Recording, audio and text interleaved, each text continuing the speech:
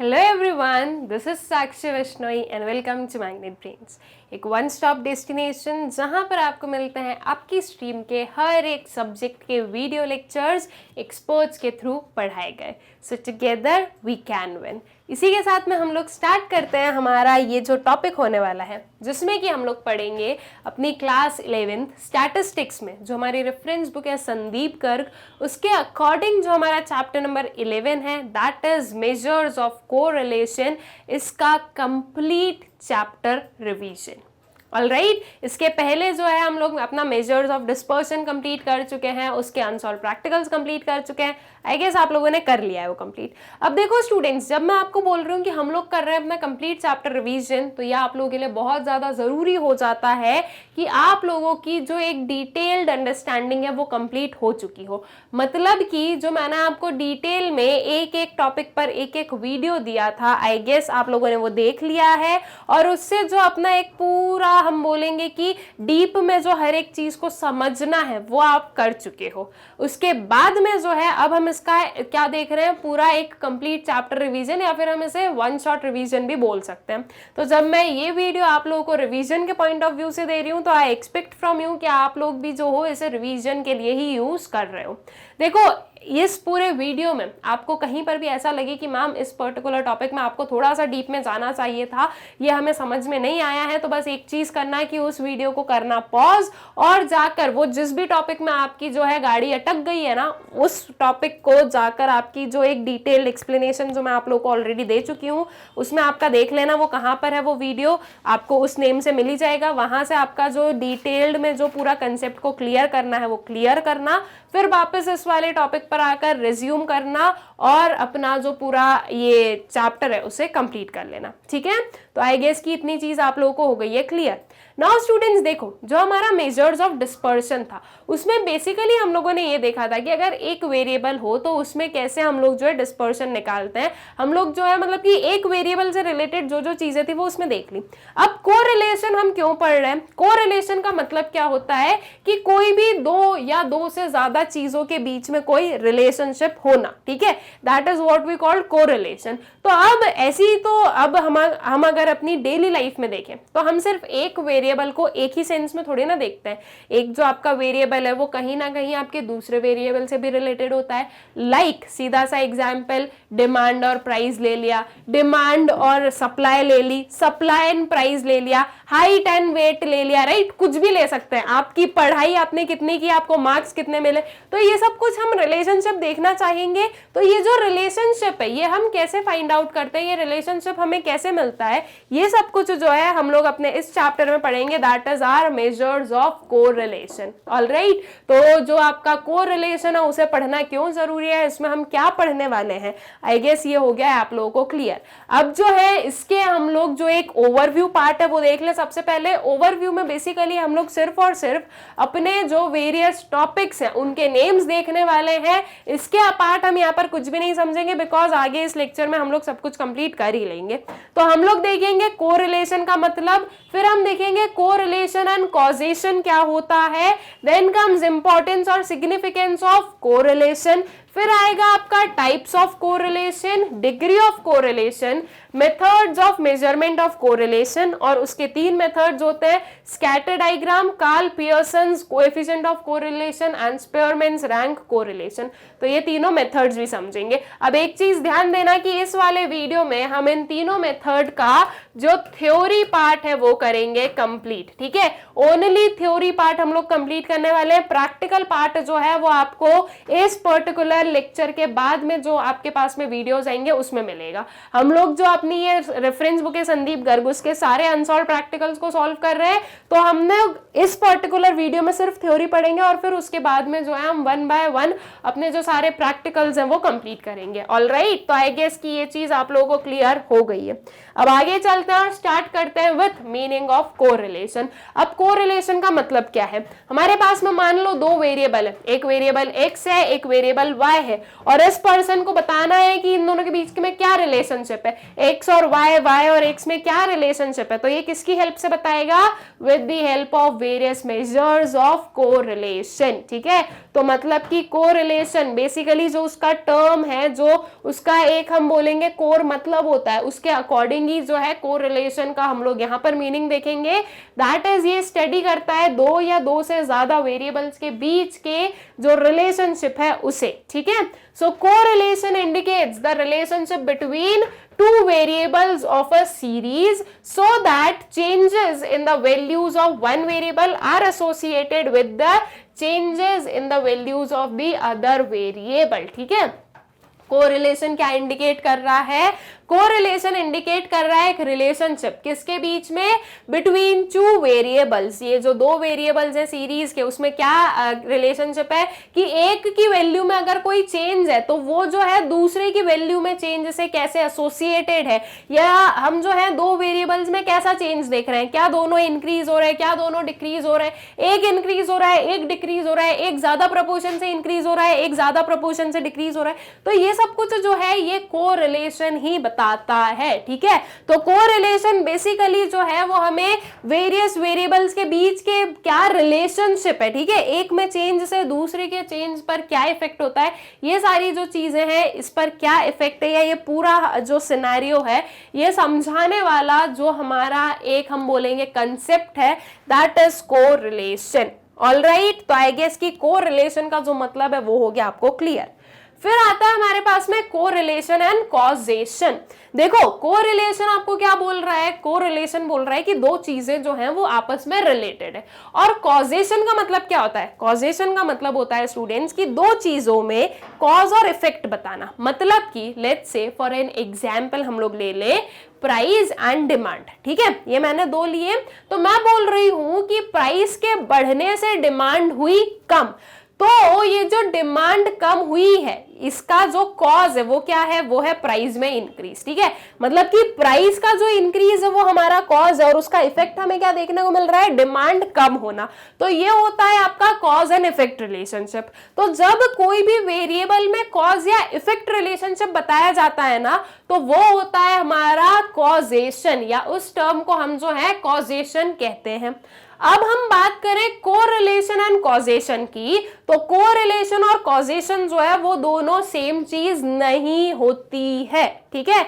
कोई भी जो चीज है वो कोरिलेटेड हो सकती है कुछ इन रीजंस की वजह से। जरूरी नहीं है कि हर एक कोरिलेटेड जो वेरिएबल्स हैं उनके बीच में कोई ना कोई कॉज या इफेक्ट होगा ही होगा, ये चीज का कंपल्शन नहीं होता है। ऑलराइट, तो आपका जो कॉजेशन और कोरिलेशन है वो डिफरेंट चीजें होती हैं। ऑलराइट, हो सकता है कि आप जिसके बीच में कोरिलेशन बता रहे हो उसमें कॉज एंड इफेक्ट हो, लेकिन ये भी पॉसिबल है कि उसमें कोई कॉज या इफेक्ट नहीं हो, वो सिंपली कोई और वजह से कोरिलेटेड आपको दिख रही है और उसके पीछे के रीजन कुछ ये हो सकते हैं। Both variables being influenced by a third variable, जो दोनों वेरिएबल है वो कोई थर्ड वेरिएबल से इन्फ्लुएंस हो गए हो। जैसे कि मान लो मैं बोल रही हूं कि जो आपका प्रोडक्शन है ऑफ एनी फूड ग्रेन ले लो, हम बोल रहे हैं कि प्रोडक्शन ऑफ फ्लावर और एक प्रोडक्शन ऑफ फ्रूट जो है वो दोनों ही जो है इंक्रीज हो रहे हैं, ठीक है।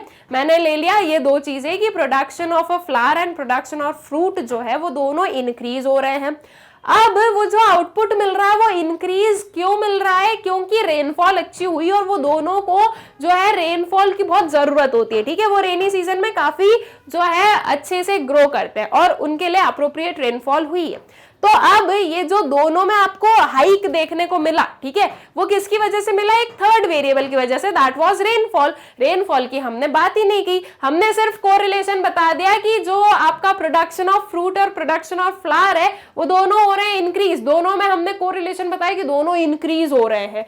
तो अब जो है ये जो कोरिलेशन हमने बताया कि दोनों इंक्रीज हो रहे हैं, क्या जरूरी है कि ये दोनों एक दूसरे से अफेक्ट होकर इंक्रीज हो रहे हैं या ये दोनों का एक दूसरे के ऊपर कोई इफेक्ट है? नहीं, ये दोनों इंक्रीज हो रहे थे because of the third variable that was rainfall. Alright, तो आपका ये जो कोई भी आप दो वेरिएबल के बीच में जो कोरिलेशन बताते हो ये किसी थर्ड वेरिएबल की वजह से भी जो है आ सकता है, या थर्ड वेरिएबल की वजह से भी जो है टेक प्लेस कर सकता है, ठीक है।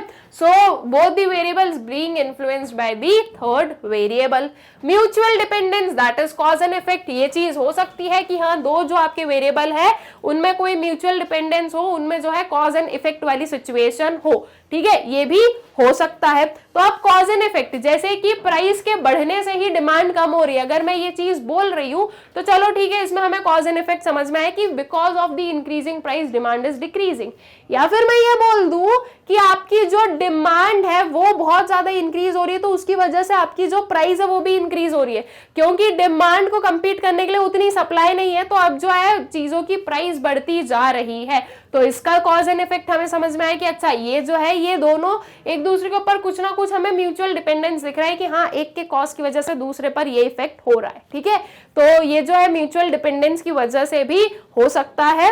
और फिर आता है प्योर चांस। प्योर चांस मतलब कि इनके बीच में वो बस एक हम बोलेंगे कोइंसिडेंस वाली चीज हो गई है, कहीं से कहीं तक दो वेरिएबल एक दूसरे से रिलेटेड नहीं है, लेकिन फिर भी जो है हम उनके बीच में कोई काइंड ऑफ कोरिलेशन देख पा रहे हैं because of some kind of coincidences. ठीक है, ये बेसिकली प्योरली बाय चांस हुआ है। ठीक है, तो ऐसा भी हो सकता है, जैसे कि फॉर एग्जाम्पल आपकी हाइट इंक्रीज हो रही है और आपके मार्क्स भी इंक्रीज हो रहे हैं, तो क्या इन दोनों के बीच में कोई रिलेशनशिप है? क्या हाइट के बढ़ने से हमारे मार्क्स बढ़ने लगते हैं? नहीं। या क्या मार्क्स के बढ़ने से हमारी हाइट बढ़ने लगती है? नहीं। बट वो दोनों कुछ जो है साइमल्टेनियसली टेक प्लेस कर रही है, साइमल्टेनियसली एक ही टाइम पर जो है हमें देखने को मिल रही है, इसलिए हमें दिख रहा है कि अच्छा इनके बीच में कोई कोरिलेशन है। बट अगर हम प्रॉपरली देखें तो इनके बीच में कोई भी कोरिलेशन नहीं है। ठीक है, तो कोरिलेशन जो है वो कुछ इन रीजंस की वजह से हमें देखने को मिल सकता है। ऑलराइट, आई गेस कि ये चीज आप लोगों को क्लियर हो गई है। फिर आगे चलते हैं, इंपॉर्टेंस और सिग्निफिकेंस ऑफ कोरिलेशन। क्या इंपॉर्टेंस है या फिर सिग्निफिकेंस है किसके? कोरिलेशन के। ठीक है, क्या कहां पर जो है हमें कोरिलेशन के इंपॉर्टेंस देखने को मिलते हैं? ठीक, तो आपके क्या इंपॉर्टेंस है देख लेते हैं। Helps in measuring the extent of relationship between two variables in one figure. क्या बताता है हमें correlation? Extent of relationship between two variables, दो वेरिएबल्स के बीच में कितना जो है रिलेशनशिप है, कितना एक्सटेंट ऑफ रिलेशनशिप है, दो वेरिएबल्स एक दूसरे के साथ में कितने ज्यादा रिलेटेड हैं, ये चीज जो है हमें एक फिगर में पता चल जाती है with the help of correlation. ठीक है, जैसे हम लोगों ने मेजर्स ऑफ डिस्पर्शन में एक एक फिगर में बताया कि अच्छा आपका जो एवरेज है वो इतना रिलायबल हो सकता है नहीं हो सकता है, वैसे ही सेम हम लोग अपने मेजर्स ऑफ कोरिलेशन लेते हैं जिसमें कि हमें क्या पता चलता है? Extent of correlation. ठीक है, कि एक ही फिगर में हम जो है दो वेरिएबल्स के बीच में कितना कोरिलेशन है इस चीज को कर लेते हैं फाइंड आउट। ठीक है, तो ये इसका क्या है? ये इसकी एक इंपॉर्टेंट चीज है। Facilitates understanding of economic behaviour, economic behaviour को समझने में हेल्प करती है। जैसे कि हमने बोला कि जो है प्राइस बढ़ रही है, डिमांड बढ़ रही है। ठीक है, तो अब मैं इसको ये बोल सकती हूँ कि डिमांड के बढ़ने की वजह से प्राइस बढ़ रहा है।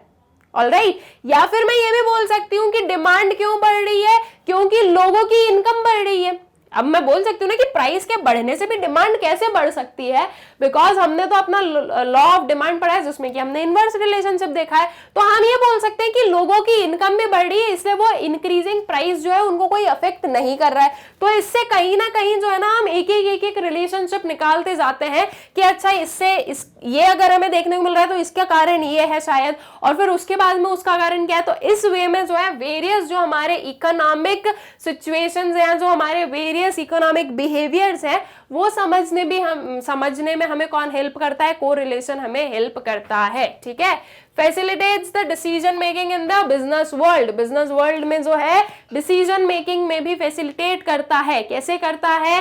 तो एकदम सिंपल सी बात है कि वेरियस चीजों के बीच में जब कोरिलेशन दिख रहा है तो कहीं ना कहीं जो हमारे एंटरप्रेन्योर्स हैं, जो बिजनेसमैन हैं, ये लोग क्या देखेंगे कि अच्छा इस चीज का रिलेशन इसके साथ में ऐसा है, तो अगर हम ऐसा कुछ कर रहे हैं, ये कुछ डिसीजन ले रहे हैं, तो उसका ये इफेक्ट हो सकता है। तो वो जो है प्रॉपर कोरिलेशन को स्टडी कर कर एक चीज समझ सकते हैं कि लोगों को क्या पसंद आ रहा है, क्या कस्टमर्स की डिमांड है, क्या चीजें उन्हें बनानी है, क्या नए प्रोडक्ट्स की जरूरत है। इस सारी चीजों को जो है कोरिलेट करके कुछ डिसीजंस लिए जा सकते हैं। ठीक है, इसके अपार्ट और भी जो हमारी जो उस पर्टिकुलर सिनेरियो के अंदर जितने भी डिसीजंस होते हैं कि ऐसा करने से ये होगा वो होगा, ये सब कुछ जो है ये लिए जा सकते हैं इजीली। ठीक है, तो ये कुछ क्या होता है? हमारे इंपॉर्टेंस होता है या फिर हम बोलेंगे सिग्निफिकेंस होता है किसके? कोरिलेशन के। ऑलराइट, तो आई गेस कि ये चीज आप लोगों को क्लियर हो गई है। फिर इसके बाद में आते हैं हमारे पास में टाइप्स ऑफ कोरिलेशन।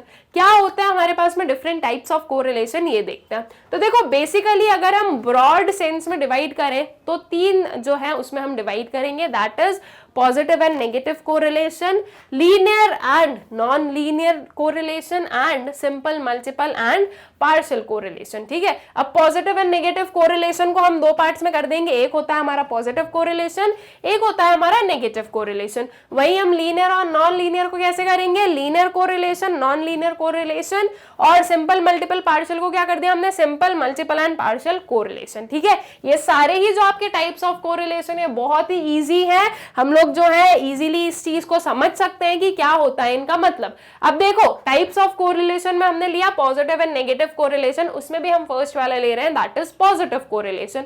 अब पॉजिटिव कोरिलेशन क्या हो गया स्टूडेंट्स, पॉजिटिव कोई भी चीज कब आती है, जब आपके जो 2 वेरिएबल्स हैं वो सेम साइड पर, या हम बोले कि सेम मैनर में जो है वर्क करते हैं। ठीक है, या तो दोनों इंक्रीज हो रहे हैं या फिर दोनों डिक्रीज हो रहे हैं, तो इसे हम बोलेंगे ये क्या है, यह है आपका पॉजिटिव कोरिलेशन। ठीक है, कि आप देख रहे हो आपका वेरिएबल एक्स और वेरिएबल वाई दोनों ही इंक्रीज हो रहे हैं, तो ये पॉजिटिव बता रहा है, मतलब कि इनके बीच में एक डायरेक्ट रिलेशनशिप है। ठीक है, और अगर दोनों ही डिक्रीज हो रहे हैं, दैट इज एक्स भी डिक्रीज हो रहा है, वाई भी डिक्रीज हो रहा है, तो भी हम इसे पॉजिटिव कोरिलेशन ही कहते हैं। ठीक है, अगर बहुत ही अच्छा सा एग्जांपल हमें लेना है तो माइक्रो इकोनॉमिक्स का उठा लो, जो कि हम लोग ऑलरेडी पढ़ चुके हैं, that is price and supply. Price और सप्लाई में कैसा कोरिलेशन होता है, पॉजिटिव। क्यों, क्योंकि हमने जो है अपना जो लॉ ऑफ सप्लाई पढ़ा है, अगर उसके अकॉर्डिंग हम बताएं तो हमारी जो प्राइस और सप्लाई उसमें होता है positive relationship, that means price भी इंक्रीज होता है और सप्लाई भी इंक्रीज होती है। ठीक है,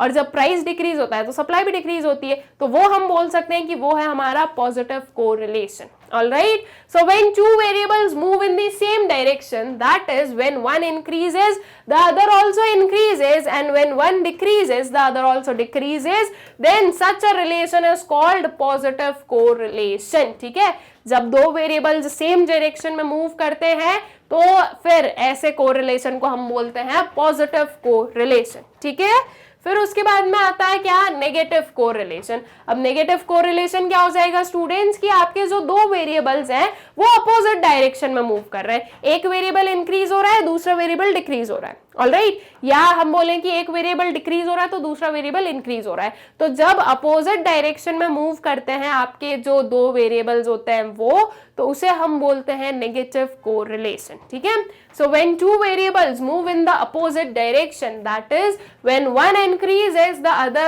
decreases and one decreases the other increases, then such a relation is called negative correlation. ठीक है, नेगेटिव कोरिलेशन क्या हो गया, जब 2 वेरिएबल्स अपोजिट डायरेक्शन में मूव करते हैं, जैसे कि वेरिएबल एक्स इंक्रीज हो रहा है तो वेरिएबल वाई हो रहा है डिक्रीज, या फिर हम बोल रहे हैं वेरिएबल एक्स डिक्रीज हो रहा है तो वेरिएबल वाई हो रहा है इंक्रीज। तो जब ऐसा कोई सिनेरियो आता है तो उसे हम बोलते हैं नेगेटिव कोरिलेशन। ऑलराइट, एकदम इजी था ना नेगेटिव और पॉजिटिव को समझना, आई गेस आप लोगों को क्लियर हो गया है।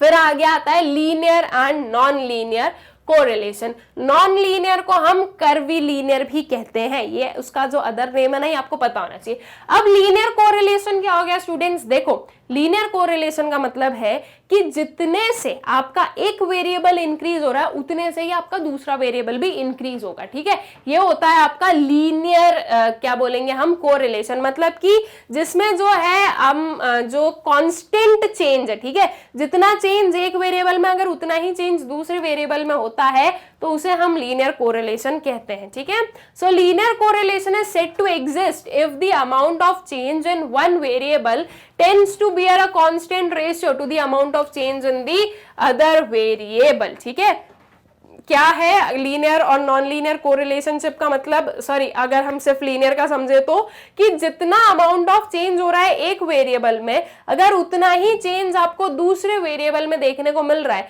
जो आपका रेशियो ऑफ चेंज है वो अगर एग्जैक्टली सेम चल रहा है तो उसे हम कहते हैं लीनियर कोरिलेशन। और उसका जो कर्व बनता है वो आपके सामने कुछ ऐसा कर्व बनता है जिसमें कि आप देखते हो, मतलब कि एक स्ट्रेट लाइन आपको देखने को मिलेगी, ऐसी वाली लाइन देखने को नहीं मिलेगी। ठीक है, ये जो स्ट्रेट लाइन एकदम ऐसी आपको दिख रही है, ये आपको बताती है कि आपके जो 2 वेरिएबल्स है वो कैसे हैं, वो लीनियर कोरिलेशन है उनके बीच में, ऑलराइट। और वहीं हम बात करें किसकी, नॉन लीनियर कोरिलेशन की, तो नॉन लीनियर कोरिलेशन या फिर हम इसे कर्विलीनियर भी कह सकते हैं। तो इसका मतलब क्या हो जाएगा, ऐसा कोरिलेशन जिसमें कि जो अमाउंट ऑफ चेंज है एक वेरिएबल में वो एक जो है कांस्टेंट रेशियो बियर नहीं करता है amount of change and other related variable के साथ में, ठीक है। मतलब कि लीनियर में आपका कांस्टेंट रेशियो से चेंज होता है दोनों वेरिएबल, और जब नॉन लीनियर की हम बात करते हैं तो इसमें जो है आपका जो अमाउंट ऑफ चेंज है वो सेम नहीं रहता है, ठीक है, वो कांस्टेंट रेशियो से जो है चेंज नहीं होता है, ऑलराइट। अगर इसका आप कर्व देखोगे स्टूडेंट्स, तो आपके पास में कर्व कुछ आपको ये देखने को मिलेगा। देखो इसमें क्या हुआ है, यहाँ पर क्या है आपका 10 से चेंज है, और इसको मैं अगर इसका रेशियो बताना है तो 5 से 7 गए, ये 2 आएगा। फिर इधर हम देखें तो ये कितने से चेंज है, फिर से 10 से चेंज है, और इधर देखें तो 7 से 12 गए, तो 7 से 12 कितना हो जाएगा स्टूडेंट्स, ये हो जाएगा आपका 5। फिर यहाँ पर देखें तो ये 10 से चेंज है, और ये 12 से 20 गए हैं, तो ये 8 आया है। तो अगर इसका रेशियो हम निकाल रहे हैं तो क्या आ रहा है, 10:2, 10:5 एंड 10:8।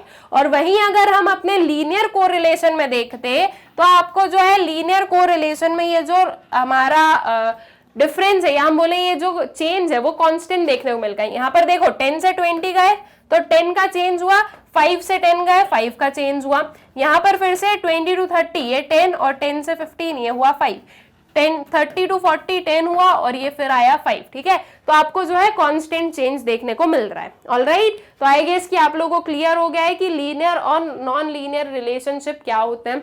जब आप नॉन लीनियर बना रहे हो तो देखो ये आपको स्ट्रेट लाइन नहीं मिलेगी। स्ट्रेट लाइन क्यों नहीं मिलेगी, बिकॉज जो चेंज है वो कांस्टेंट नहीं है, इसीलिए वहां पर जो है आपको स्ट्रेट लाइन देखने को नहीं मिलती है, ठीक है। तो इसलिए जो है यहाँ पर आपको कोई भी स्ट्रेट लाइन नहीं मिलेगी, कुछ ऐसा कर्व मिलेगा, ऐसा मिलेगा, ऐसा मिल जाएगा, कुछ भी मिल जाएगा, बस वो एकदम जो है ना प्रॉपरली स्ट्रेट नहीं होता है, ऑलराइट। तो आई गेस कि आप लोगों को अच्छे से क्लियर हो गया है लीनियर और कर्विलीनियर, मतलब कि नॉन लीनियर कोरिलेशन का जो मतलब है वो, ठीक है। फिर आता है हमारे पास में simple, multiple and partial correlation.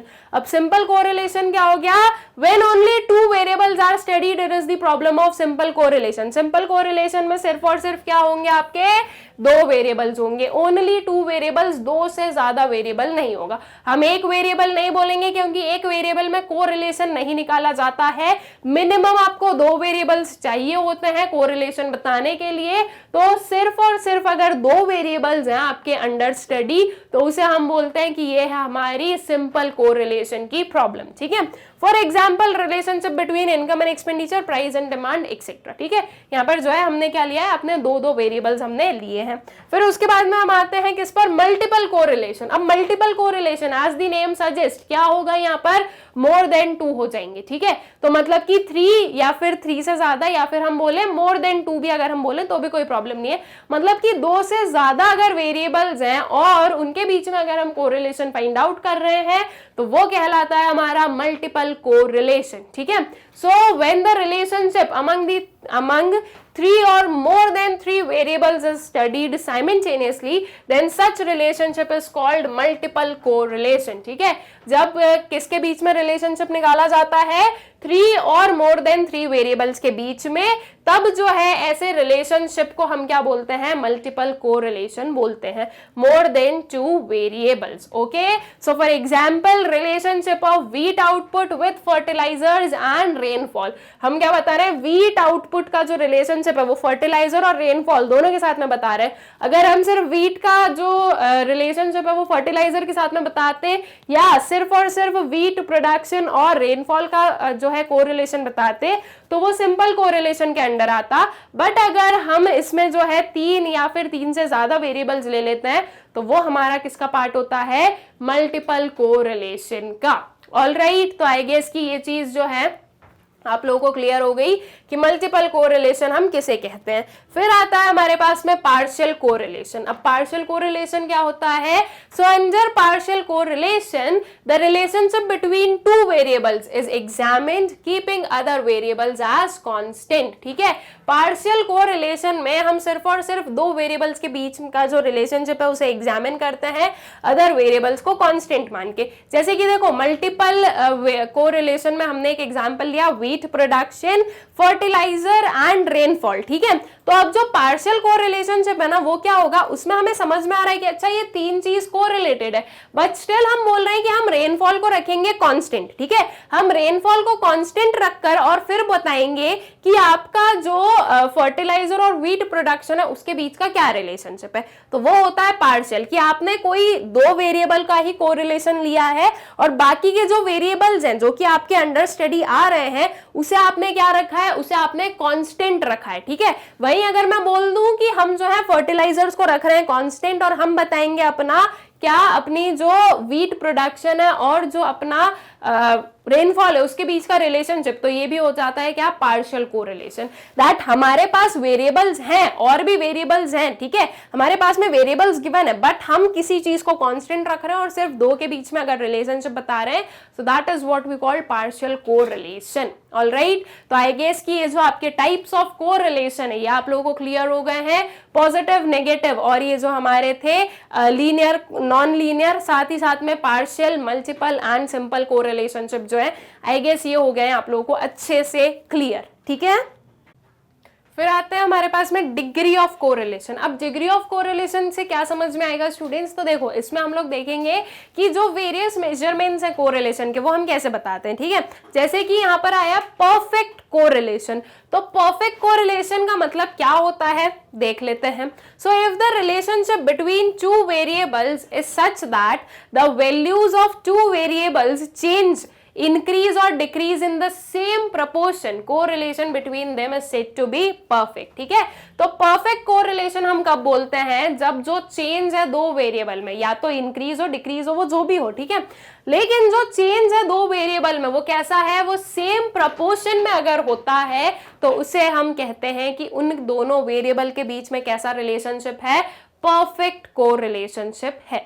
ठीक है, सो अब जो ये परफेक्ट कोरिलेशन है इसे हम डिफाइन कैसे करते हैं, मतलब कि इसकी जो डिग्री है वो हमें कैसे समझ में आती है। If the proportionate change in the values of two variables in the same direction it is called a perfect positive correlation and the value is described as +1। ठीक है, अगर जो दो वेरिएबल्स हैं उनमें जो चेंज है वो सेम डायरेक्शन में, मतलब कि जो दो वेरिएबल्स हैं या तो दोनों वेरिएबल्स इंक्रीज हो रहे हैं या फिर दोनों वेरिएबल डिक्रीज हो रहे हैं, इट मींस अगर दोनों के बीच में पॉजिटिव कोरिलेशनशिप है तो फिर हमें जो है क्या देखने को मिलता है, मतलब कि हम उसे क्या बोलते हैं, हम उसे बोलते हैं परफेक्ट पॉजिटिव कोरिलेशन। ठीक है, दैट मीन्स दोनों के बीच में जो है हम बता रहे हैं कि परफेक्ट कोरिलेशनशिप है, मतलब कि दोनों ही जो सेम प्रोपोर्शन से इंक्रीज या डिक्रीज हो रहे हैं, साथ ही साथ में क्या है, पॉजिटिव है। पॉजिटिव मतलब या तो दोनों इंक्रीज हो रहे हैं या फिर दोनों डिक्रीज हो रहे हैं। ठीक है, और इसे इसकी जो वैल्यू वो डिस्क्राइब की जाती है +1 से।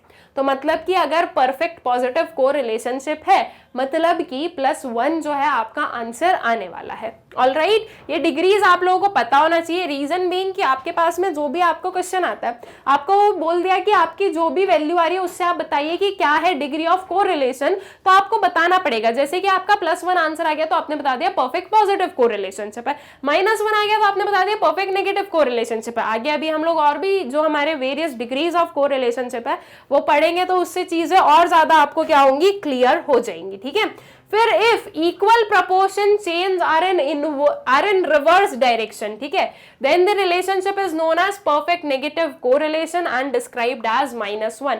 अगर जो इक्वल प्रपोर्शन चेंज है, ठीक है, जो हमारे दोनों वेरिएबल्स हैं उनमें जो आपका प्रपोर्शनेट चेंज है वो मान लीजिए कौन सी डायरेक्शन में है, रिवर्स डायरेक्शन में है, मतलब कि एक इंक्रीज हो रहा है दूसरा डिक्रीज हो रहा है, या एक डिक्रीज हो रहा है तो दूसरा इंक्रीज होगा। ठीक है, मतलब कि रिवर्स डायरेक्शन में चल रहा है, अपोजिट डायरेक्शन में जो है अगर हमें इक्वल प्रपोर्शनेट चेंज देखने को मिल रहा है तो ऐसे केस में हम बोलते हैं कि कैसा कोरिलेशनशिप है, परफेक्ट नेगेटिव कोरिलेशन है। ठीक है, और इसे हम डिस्क्राइब करते हैं -1 से।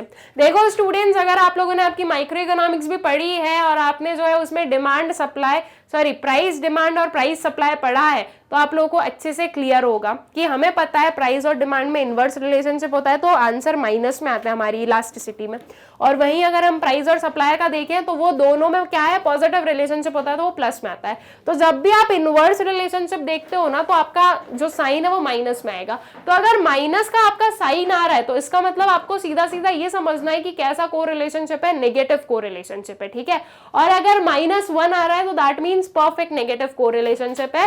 दैट मीन्स जितने प्रपोर्शन से एक इंक्रीज हो रहा है उतने ही सेम प्रपोर्शन से दूसरा डिक्रीज होता हुआ आपको दिखेगा। ऑल राइट, तो ये चीजें जो है आप लोगों को क्लियर रखनी है, ये चीजें आप लोगों को पता होनी चाहिए। तो +1 एंड -1 का जो सिनेरियो है आई गेस कि आप लोगों को क्लियर हो गया है।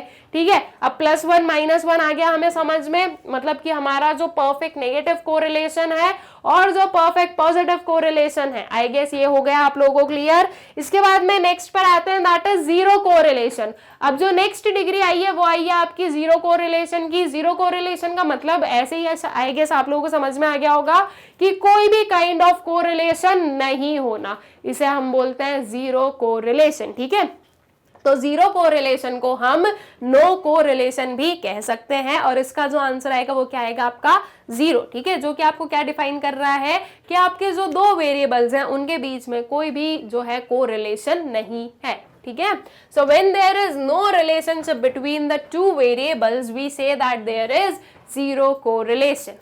A change in the value of one variable has no particular effect on the value of the other variable। मतलब कि ऐसा होता है कि कई बार हमारे पास में दो वेरिएबल गिवन हो और उसमें हमें बोल दिया जाए कि आपको इसके बीच में कोरिलेशन फाइंड आउट करना है, लेकिन एक्चुअल में उनके बीच में कोई कोरिलेशन होता ही नहीं है, राइट। तो इसलिए जो है हम उसे बोलते हैं कि वो क्या है, कौन सा सिनेरियो है, जीरो कोरिलेशन वाला पार्ट है। ठीक है, दैट मीन्स नो चेंज वाली वो होगी, नो कोरिलेशन वाली जो है वो सिचुएशन होगी। ठीक, फिर उसके बाद में आता है हमारे पास में लिमिटेड डिग्री ऑफ कोरिलेशन। अब देखो स्टूडेंट्स, +1 -1 होना और 0 होना ये पॉसिबल नहीं है, मतलब कि ये बहुत ही लिमिटेड केसेस में आप लोग देखोगे कि आपके पास में कोई दो वेरिएबल हैं जिनके बीच में परफेक्ट कोरिलेशनशिप है या जिनके बीच में जीरो कोरिलेशनशिप है।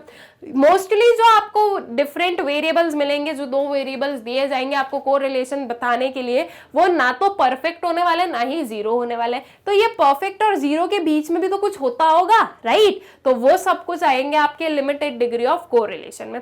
देखो अब एक चीज हमें समझ में आ गई कि अगर किसी भी दो वेरिएबल में रिलेशनशिप नहीं है, कोई भी काइंड ऑफ कोरिलेशन अगर नहीं है, तो दैट मीन्स उसका आंसर क्या आने वाला है, जीरो आने वाला है। और अगर दो वेरिएबल्स आपके परफेक्टली कोरिलेटेड है, मतलब कि वो जितना कोरिलेशन उनमें हो सकता था उतना प्रॉपर पूरा का पूरा अगर हमें कोरिलेशन देखने को मिल रहा है, तो उसका आंसर प्लस या -1 आएगा। तो मतलब कि ये जो आपका लिमिटेड डिग्री ऑफ कोरिलेशन है उसमें हम क्या बोलेंगे कि 0 से लेकर +-1 तक जो है पूरी रेंज में आपके कोई भी जो है नंबर्स आ सकते हैं। और ये जो 0 से +-1 के बीच में जो आपके नंबर्स आते हैं या डिग्रीज आती है, वो आती है आपकी लिमिटेड डिग्री ऑफ कोरिलेशन के अंडर। ऑल राइट, तो आई गेस कि ये चीज हो गई है आप लोगों को अच्छे से क्लियर। ठीक है, so the value of correlation coefficient that is r. ये जो कोरिलेशन कोएफिशिएंट है ना, उसे हम डिनोट करते हैं स्मॉल r से।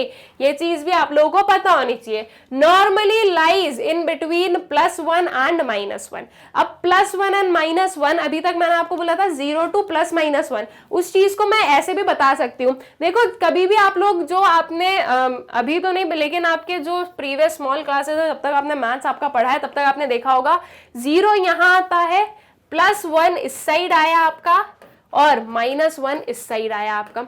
तो मैं बोल रही थी आपको 0 से लेकर +-1, मतलब कि मैं आपको इस साइड भी ले जा रही थी, उस साइड भी ले जा रही थी। लेकिन अगर हम ऐसे देखें, स्केल के अकॉर्डिंग देखें, तो 0 तो हमारा मिडिल वाला नंबर आ गया। हम बोल रहे हैं कि -1 से लेकर +1 के बीच में कोई भी नंबर हो सकता है। किसका? आपकी जो कोरिलेशन है उसका, आपके जो दो वेरिएबल्स है उनके बीच का जो कोरिलेशन है उसका। ठीक है, तो -1 से लेकर +1 तक कहीं पर भी जो है हमारी ये पूरी कोरिलेशन चल सकती है। ऑलराइट, तो दैट मीन्स कि ये जो लिमिटेड डिग्री हम बोल रहे हैं वो कहां से कहां तक लिमिटेड है, -1 से लेकर +1 तक। इसके बीच में कोई भी फिगर होगा, अगर इस साइड आ रहे हैं तो वो माइनस आते जाएंगे, मतलब अगर नेगेटिव कोरिलेशन है तो वो माइनस आ जाएगा, अगर पॉजिटिव कोरिलेशन है तो वो पॉजिटिव आ जाएंगे। ठीक है, तो इस वे में जो है हम लोग देखते हैं अपने जो वेरियस और भी ये परफेक्ट और जीरो के अलावा जो भी कोरिलेशनशिप है उनमें हम ये सिनेरियोज देखते हैं। ठीक है, so if change in two variables are unequal and in the same direction, correlation is limited and positive. ठीक है, अगर दो वेरिएबल्स में जो चेंज है वो कैसा है, अनइक्वल है। अनइक्वल है क्यों बोल रहे हैं, क्योंकि अगर इक्वल हो जाएगा तो वो तो पॉजिटिव, मतलब कि वो तो परफेक्ट बन जाएगा। तो जो चेंज है वो अनइक्वल होना चाहिए, जो दो वेरिएबल्स में चेंज है वो अनइक्वल है, लेकिन वो सेम डायरेक्शन में है, मतलब कि या तो वो दोनों ही इंक्रीज हो रहे हैं या दोनों ही डिक्रीज हो रहे हैं। तो अगर सेम डायरेक्शन में है तो वो आपका जो कोरिलेशन है वो कैसा रहेगा, लिमिटेड रहेगा और पॉजिटिव रहेगा। पॉजिटिव रहेगा मतलब कि मैंने अभी अभी आपको बताया कि अगर दो चीजों में डायरेक्ट रिलेशनशिप है तो वो पॉजिटिव साइड पर आने वाला है।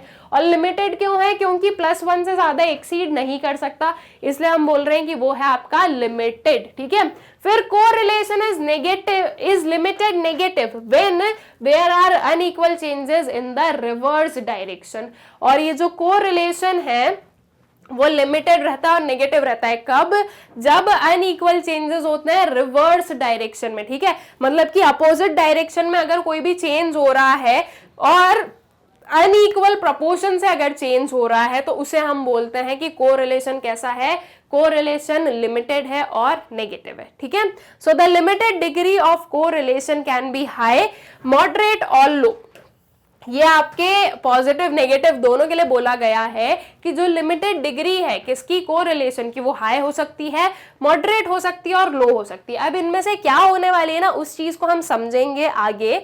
इसमें ये जो हमारा डिग्री ऑफ कोरिलेशन है ना, उसमें ये जो हमारे लिमिटेड डिग्री हम बोल रहे हैं ना, वो हमें इससे समझ में आएगा। देखो हमने लिए यहाँ पर degree of correlation, positive correlation लिया है और नेगेटिव कोरिलेशन लिया है। ठीक है, अब पॉजिटिव मतलब कि जब आप लोग देख रहे हो कि दो वेरिएबल्स के बीच में एक पॉजिटिव रिलेशनशिप है, मतलब कि डायरेक्ट रिलेशनशिप है, या तो दोनों वेरिएबल्स में इंक्रीज हो रहा है उनके चेंजेस में, या तो फिर दोनों ही वेरिएबल्स डिक्रीज हो रहे हैं, तो वो आपके पॉजिटिव कोरिलेशन के अंदर आएंगे।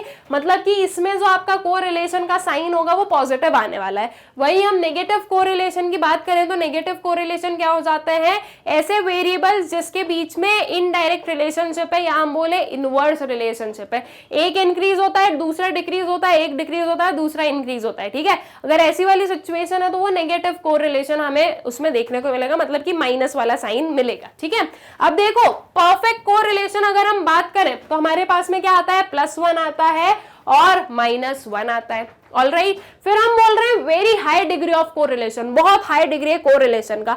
तो अब जब हम बोल रहे हैं कि परफेक्ट में 1 है तो हाई डिग्री जो है वो 1 के आसपास वाली फिगर होना चाहिए। तो ये हमने बोला कि +0.9 अगर है तो वो है हमारा very high degree of positive correlation. ठीक है, बिकॉज पॉजिटिव के अंदर आया है। और अगर नेगेटिव में हम बोल रहे हैं तो वो भी आपका 0.9 ही आएगा। आपके जो दोनों में फिगर्स है ना वो सेम रहेंगे, बस साइन चेंज होगा। पॉजिटिव में आप पॉजिटिव साइन लोगे और नेगेटिव में आप नेगेटिव साइन लोगे। ठीक है, फिर fairly high degree of correlation बोल रहे हैं, मतलब कि हाँ हाई डिग्री है, वेरी हाई नहीं है, लेकिन फिर भी हम बोल रहे हैं कि हाँ हाई डिग्री ऑफ कोरिलेशन है। तो वो आता है आपका बिटवीन 0.75 एंड 0.9। ठीक है, 0.75 से लेकर 0.9 के बीच में अगर कोई भी आपका आंसर आ रहा है तो उसे हम बोलेंगे fairly high degree of correlation. और वही हम नेगेटिव कोरिलेशन की बात करें तो ये क्या हो जाएगा, 0.75 से लेकर 0.9, वो माइनस माइनस में चलेगा, नेगेटिव में चले गए तो -0.75 से -0.9 पर, और यहाँ है तो +0.75 से +0.9 पर। ठीक है, फिर मॉडरेट डिग्री ऑफ कोरिलेशन अगर हम बता रहे हैं, मॉडरेट मतलब कि हाँ ठीक है, अब बहुत ज्यादा कोरिलेशन भी नहीं और बहुत ज्यादा कम भी नहीं है। ठीक है, मॉडरेट है, तो उस केस में जो है हमारा जो नंबर्स है या हमारी जो कोरिलेशन है वो निकलती है 0.5 से लेकर 0.75 के बीच में। ठीक है, 0.25 से 0.75 के बीच में लाई करते हैं आपकी जो कोरिलेशन होता है वो। ठीक है, तो हम पॉजिटिव की अगर बात करें तो आपका पॉजिटिव में आ गया, और अगर नेगेटिव बात करें तो वही आ जाएगा -0.25 से लेकर -0.75 तक। ऑलराइट, फिर हम देखें लो डिग्री ऑफ कोरिलेशन, मतलब कि कम है कोरिलेशन, तो अगर कोरिलेशन कम है तो वो 0 के पास में आ जाएगा। तो ये आएगा आपका 0 से लेकर +0.25 तक, मतलब कि अगर 0 तो आ गया तो उसे हम नो डिग्री या 0 जो है कोरिलेशन बोलेंगे हम। लेकिन अगर जैसे कि 0.1 हो गया, 0.2 हो गया, ऐसा कुछ भी है तो वो लेकर 0.25 तक आपका क्या है, लो डिग्री ऑफ कोरिलेशन है। और वहीं आपको नेगेटिव में भी वही सेम देखने को मिलेगा, 0 से लेकर 0.25। ठीक है, और नो कोरिलेशन या फिर हम बोले 0 कोरिलेशन और अनकोरिलेटेड, तो ये हो गया आपका 0 एंड 0। ठीक, तो ये फिगर्स आप लोगों को याद रखना है। अब देखो पॉजिटिव नेगेटिव तो आप लोग ऐसे ही याद रख लोगे कि अगर माइनस साइन आ गया तो मतलब वो नेगेटिव कोरिलेशन और पॉजिटिव साइन आ गया तो मतलब कि वो पॉजिटिव कोरिलेशनशिप है। बस उसके अलावा जो फिगर्स है ना वो याद रखो। देखो 1 आपको याद है, 0 आपको याद है, उसके अलावा अगर हम बोल रहे हैं हाई डिग्री तो याद रखो 1 के आसपास, दैट मीन 0.9 अगर आ रहा है तो ठीक है। उसके अलावा अगर 0.9 से कम आ रहा है और 0.75 से ज्यादा है तो वो आएगा आपका वेरी फेयरली हाई डिग्री में। फिर अगर मॉडरेट डिग्री की बात करें तो वो 0.25 से 0.75 आ जाएगा, लो डिग्री आ जाएगा आपका 0 से 0.25 तक। ठीक है, तो ये जो है ना ये आपको याद रखना है। रीजन बीइंग कि जब हम लोग इसके प्रैक्टिकल्स वगैरह सॉल्व करेंगे ना तब आपको समझ में आएगा कि अच्छा ये कुछ क्वेश्चन पूछा गया और फिर उससे हमें बोला गया कि इसमें आप बताओ कि कितना डिग्री ऑफ कोरिलेशनशिप है। ठीक है, तो वो जो है वो चीजें आपको यहीं से क्लियर आउट होगी, यहीं से आप लोगों को समझ में आने वाली है। ऑल राइट, तो आई गेस कि आप लोगों को ये जो हमारा डिग्री ऑफ कोरिलेशन है ये हो गया है अच्छे से क्लियर। ठीक है, फिर आते हैं methods of measurement of correlation. अब हम लोग देखेंगे कि क्या क्या मेथड्स हैं जिनके थ्रू हम कोरिलेशन को मेजर करते हैं।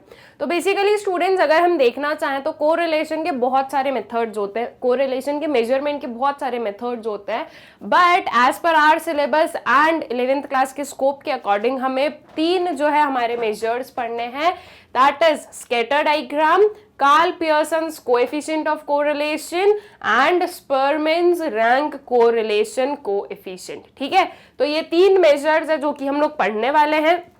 अब एट प्रेजेंट इन तीनों ही मेजर्स की जो थ्योरी पार्ट है और जो इनकी अंडरस्टैंडिंग है वो हम लोग कंप्लीट कर लेते हैं, और फिर इसके बाद में जो आपको लेक्चर्स मिलेंगे इस वीडियो के बाद में उसमें जो है आपको 1 by 1 हर एक जो हमारा मेजर है उसके लिए आपको प्रॉपरली प्रैक्टिकल्स भी मिलेंगे। ठीक है, तो हम जो है अभी सबसे पहले इन तीनों का जो एक थ्योरेटिकल पार्ट है वो कर लेते हैं कंप्लीट। तो जैसे कि हमें पता है कि हम 1 by 1 पढ़ने वाले हैं तो सबसे पहले हम देखेंगे क्या हमारा स्कैटर डायग्राम। अब देखो स्टूडेंट्स ये जो इसका टर्म है स्कैटर डायग्राम, इसके टर्म में क्या आया है डायग्राम, दैट मीन्स इससे हमें ये समझ में आया है कि जो स्कैटर डायग्राम है उसमें हम कोरिलेशन बताते हैं किसके थ्रू, डायग्राम्स के थ्रू। ठीक है, तो ये चीज आप लोगों को थोड़ा सा इस वे से जो है आप क्या रख सकते हो उसे ध्यान रख सकते हो। Now what is scatter diagram? Scatter diagram बहुत ही इजी कंसेप्ट है, इसमें हम लोग जो है कोई भी मैथमेटिकल फॉर्मूला यूज नहीं करते, तो ये तो सबसे अच्छी बात हो गई। सबसे ज्यादा प्रॉब्लम ही जैसे जो कि थोड़े मेरे जोन वाले जो स्टूडेंट्स होंगे, मतलब कि जिनका मेरी तरह थोड़ा मैथ्स वीक होगा, उन्हें जो है थोड़ी क्या होती होगी प्रॉब्लम होती होगी जब बहुत बड़े बड़े नंबर्स में क्या आ जाती है कैलकुलेशन की बात आ जाती है, राइट। तो अब जो है आपका ये जो है स्कैटर डायग्राम ये आप लोगों को बहुत इजी लगेगा। रीजन बीइंग कि यहाँ पर कोई भी मैथमेटिकल फॉर्मूला नहीं है, यहाँ पर आपको कोई फॉर्मूला याद भी नहीं करना होगा। आपको जो है जो भी पर्टिकुलर चीज आपके क्वेश्चन में गिवन है उसको with the help of graph जो है आप समझाओगे, या हम बोलें कि with the help of graph जो है आप उसे जो ड्रॉ करने वाले हो या with the help of graph आप बताने वाले हो कि देखो इसमें जो है इतना कोरिलेशन है। अब ये जो ग्राफ है स्टूडेंट्स ये कैसे बनता है और ग्राफ में हम कैसे इंटरप्रिटेट करते हैं वो चीज हम लोग देख लेते हैं। सो स्कैटर डायग्राम की अगर हम एक डेफिनेशन बताना चाहें तो वो क्या हो जाएगी, scatter diagram is a simple and attractive method of diagrammatic representation of a bivariant distribution to determine the nature of correlation between the variable। Okay क्या होता है स्कैटर डायग्राम? स्कैटर डायग्राम एक सिंपल और अट्रैक्टिव मेथड है, किसका? एक simple और attractive method है डायग्रामेटिक रिप्रेजेंटेशन का। अब ये जो डायग्रामेटिक रिप्रेजेंटेशन है ये किसे रिप्रेजेंट कर रही है? तो ये रिप्रेजेंट कर रही है एक बायवेरिएंट डिस्ट्रीब्यूशन को। बायवेरिएंट हम क्यों बोल रहे हैं स्टूडेंट्स? बायवेरिएंट का मतलब क्या होता है, 2 वेरिएबल्स। ठीक है, अब हमें पता है कि अगर हम कोरिलेशन देख रहे हैं तो एटलीस्ट 2 वेरिएबल्स तो होने ही चाहिए, राइट। तो इसलिए जो है हम यहाँ पर बोल रहे हैं bivariate distribution to determine the nature of correlation between the variable. ठीक है, क्या डिटरमाइन करना है हमें, कोरिलेशन। ये जो हमारा बाइवेरिएंट डिस्ट्रीब्यूशन है जिसमें कि 2 वेरिएबल्स हैं, इसमें कोरिलेशन कितना है इस चीज को, या कोरिलेशन जो है कैसा है उन दोनों के बीच में, इस चीज को डिफाइन करते हैं हम डायग्राम के थ्रू, और इसे हम बोलते हैं क्या, scatter diagram. All right, so it is the simplest method of studying the relationship between the two variables without calculating any numerical value. All right, ये क्या है, ये simplest method है। आपका जो scatter diagram है वो simplest method है जो कि relationship जो है वो समझता है या study करता है दो variables के बीच में without calculating any numerical value. Alright, कोई भी न्यूमेरिकल वैल्यू को हम लोग कैलकुलेट नहीं करते हैं यहाँ पर, ठीक है। फिर आते हैं हमारे कुछ इंटरप्रिटेशन ऑफ स्कैटर डायग्राम। अब देखो स्टूडेंट्स, आपका जो स्कैटर डायग्राम है ना, बेसिकली वो है क्या, ग्राफ है। या आपने ग्राफ बनाया, आपने लिया x axis and y axis. अब एक्स एक्सिस पर आपका एक वेरिएबल आ जाएगा, वाई एक्सिस पर आपका दूसरा वेरिएबल आ जाएगा। अब जो वेरिएबल है आपका एक्स और वाई, ठीक है, या हम कोई भी वेरिएबल ले लिया हमने, मैंने एक्स एंड वाई डिनोट कर दिया तो वही ले लेते हैं। तो जो भी वेरिएबल है एक्स एंड वाई, उसके जो भी फिगर्स आपके पास में क्वेश्चन में गिवन है, वो फिगर्स को आप एज इट इज लोगे और आपके ग्राफ पर क्या करोगे, आप उसे प्लॉट करोगे, ठीक है। और प्लॉट करके जो है आपको लाइन वगैरह पर इतना ध्यान नहीं देना है, जो मेन चीज है प्लॉट करके जो है आपको ऐसे पॉइंट्स बनाने हैं। ये जो डॉट्स है ना, ये हमें बताते हैं, ये हमारा जो है स्कैटर डायग्राम का एक मतलब होता है। स्कैटर डायग्राम में हमें जो है स्टूडेंट्स ये लाइन वगैरह पर फोकस नहीं करना होता है, हमें जो है अपने डॉट्स बनाने होते हैं, ठीक है। बिकॉज अभी जब आप आगे देखोगे ना तब आपको समझ में आएगा कि हम डॉट्स के बारे में क्यों बोल रहे हैं। ये जो आपकी इक्वेटर लाइन है वो तो एज इट इज रहेगी, ओके। देखो ये लाइन तो एज इट इज यहाँ पर रहेगी। अब आपके जो भी दो वेरिएबल्स है एक्स और वाई, उनके जो भी हम बोलेंगे कि उनके जो भी फिगर्स हैं वो आपको प्लॉट करना है। अब वो अगर इधर पे आ रहा है, लाइन पर नहीं आ रहा है, तो हमें लाइन पर लेना भी नहीं है, हमें एक डॉट बनाकर इधर कर दिया हमने, कुछ यहाँ पर आ रहा है, कुछ यहाँ पर आ रहा है, तो वो जैसे भी आ रहा है आपको डॉट्स के थ्रू जो है इस चीज को एक्सप्लेन करना होता है, ठीक है। ये जो डॉट्स होते हैं ना, ये हमारा क्या बताते हैं, ये जो है हमारी जो ये वेरियस हम बोलेंगे कि हमारे इनके जो वेरियस कॉम्बिनेशंस होते हैं वो शो करते हैं, ठीक है। तो इसलिए आपको जो है डॉट से बनाना है। और एक जो हमारी लाइन रहती है, एक इक्वेटर लाइन, वो हम ड्रॉ करते ही हैं। अब ये पॉसिबल है कि या तो आपकी लाइन पर ही क्या आते हैं, सारे आपके जो पॉइंट्स है वो आते हैं, या फिर आपकी लाइन के आसपास आ रहे हैं या दूर आ रहे हैं, कैसे भी आ रहे हैं, वो सारी चीजें जो है, जो भी डिफरेंट काइंड ऑफ हम बोलेंगे सिचुएशंस हो सकती है, वो सारी सिचुएशंस हम लोग अभी पढ़ेंगे ही, ठीक है। तो सबसे पहले आता है हमारे पास में परफेक्ट पॉजिटिव कोरिलेशन। अब देखो अभी अभी हम लोग जो है थोड़ी देर पहले ही पढ़ के आए अपनी डिग्री ऑफ कोरिलेशन में, ये सारी जो हमारी कोरिलेशन की वेरियस डिग्रीज थी। तो परफेक्ट पॉजिटिव कोरिलेशन का मतलब क्या है कि आपके जो दो वेरिएबल्स हैं उनके बीच में कैसा कोरिलेशन है, पॉजिटिव है, ठीक है। पॉजिटिव कैसे बोल रहे हैं हम, कि वो दोनों या तो इंक्रीज हो रहे हैं या फिर वो दोनों डिक्रीज हो रहे हैं, तो इसका मतलब है कि उनके बीच में एक पॉजिटिव कोरिलेशनशिप है, साथ ही साथ में परफेक्ट पॉजिटिव कोरिलेशन है। परफेक्ट पॉजिटिव कोरिलेशन से क्या मतलब समझ में आया हमें, कि दोनों में जो चेंज है वो कैसा है, इक्वल है, ठीक है। दोनों में इंक्रीज या दोनों में डिक्रीज कैसा हो रहा है, इक्वल हो रहा है, तो इसे हम बोलते हैं परफेक्ट पॉजिटिव कोरिलेशन। तो जब भी परफेक्ट पॉजिटिव कोरिलेशन होता है, मतलब कि आपका R जो है वो +1 अगर होता है, सो दैट मीन्स कि आपकी जो ये स्कैटर डायग्राम है ना, उसमें आप देखोगे कि आपके जो सारे पॉइंट्स है वो एक लाइन में आते हैं, ठीक है। ये जो आपके सारे डॉट्स है ना, ये एक लाइन में ही आने वाले हैं, और ये अपवर्ड स्लोपिंग वाली जो ग्राफ है वो हमें देखने को मिलेगा। अपवर्ड स्लोपिंग क्या डिफाइन करता है स्टूडेंट्स, अपवर्ड स्लोपिंग डिफाइन करता है कि आपके जो दो वेरिएबल्स है एक्स और वाई, ये दोनों पॉजिटिवली रिलेटेड हैं एक दूसरे से। That means with increase in one the other also increases, and with decrease in one the other also decreases, ठीक है। तो जब भी आपके ये जो सारे डॉट्स हैं ये अगर आपकी एक ही लाइन में आ रहे हैं, so that is what we called perfect positive correlation. और अगर आपके सामने कुछ ऐसा ग्राफ आएगा या ऐसा ग्राफ बनेगा स्कैटर डायग्राम में, तो आप बोलोगे कि यहाँ पर हमारा R क्या है, यहाँ पर हमारा R+1 है। ऑलराइट, अब जैसे कि हमने देखा परफेक्ट पॉजिटिव कोरिलेशन, वैसे ही हम देख लें परफेक्ट नेगेटिव कोरिलेशन। अब जो परफेक्ट नेगेटिव कोरिलेशन होता है उसमें हमारा R क्या होता है, -1 होता है।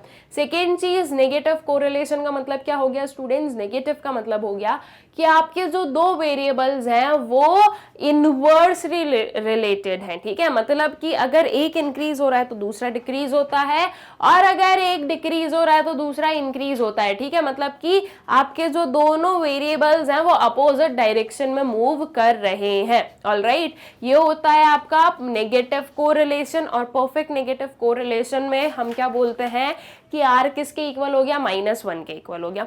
अब देखो स्टूडेंट्स, नेगेटिव कोरिलेशनशिप है तो अब आपका जो ग्राफ बनेगा वो कैसा बनेगा, downward sloping. Downward sloping graph कब बनता है, जब हमारे जो दो वेरिएबल्स हैं उनके बीच में इनवर्स रिलेशनशिप होता है, तो फिर जो है हमारा ग्राफ डाउनवर्ड स्लोपिंग बनता है। ये चीजें अगर आप लोगों ने आपकी माइक्रो इकोनॉमिक्स पढ़ी होगी ना तो आपको बहुत ही इजीली ये सब कुछ क्लियर होगा।